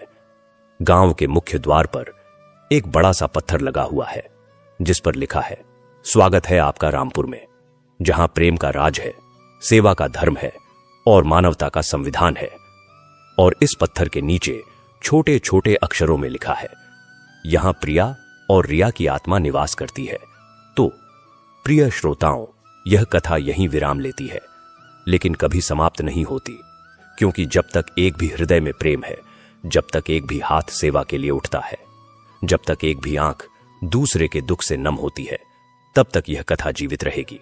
और यह कथा केवल रामपुर की नहीं है, यह आपकी भी है, मेरी भी है, हम सबकी है, क्योंकि हर किसी के भीतर एक प्रिया और एक रिया बसती है, एक जो देती है और एक जो सीखती है, एक जो माफ करती है और एक जो पछताती है, एक जो सेवा करती है और एक जो समर्पित होती है। बस हमें अपने भीतर की उस प्रिया और रिया को पहचानना है, जगाना है और उन्हें मिलकर एक सुंदर सिंफनी रचने देना है। माता लक्ष्मी आप सभी पर अपनी कृपा बनाए रखें। आपके घर में प्रेम का साम्राज्य हो, सेवा का मंदिर हो और आस्था का दीपक हमेशा जलता रहे। तो प्रिय दर्शन बंधु, यह कथा आपको कैसी लगी कमेंट में जरूर बताएं।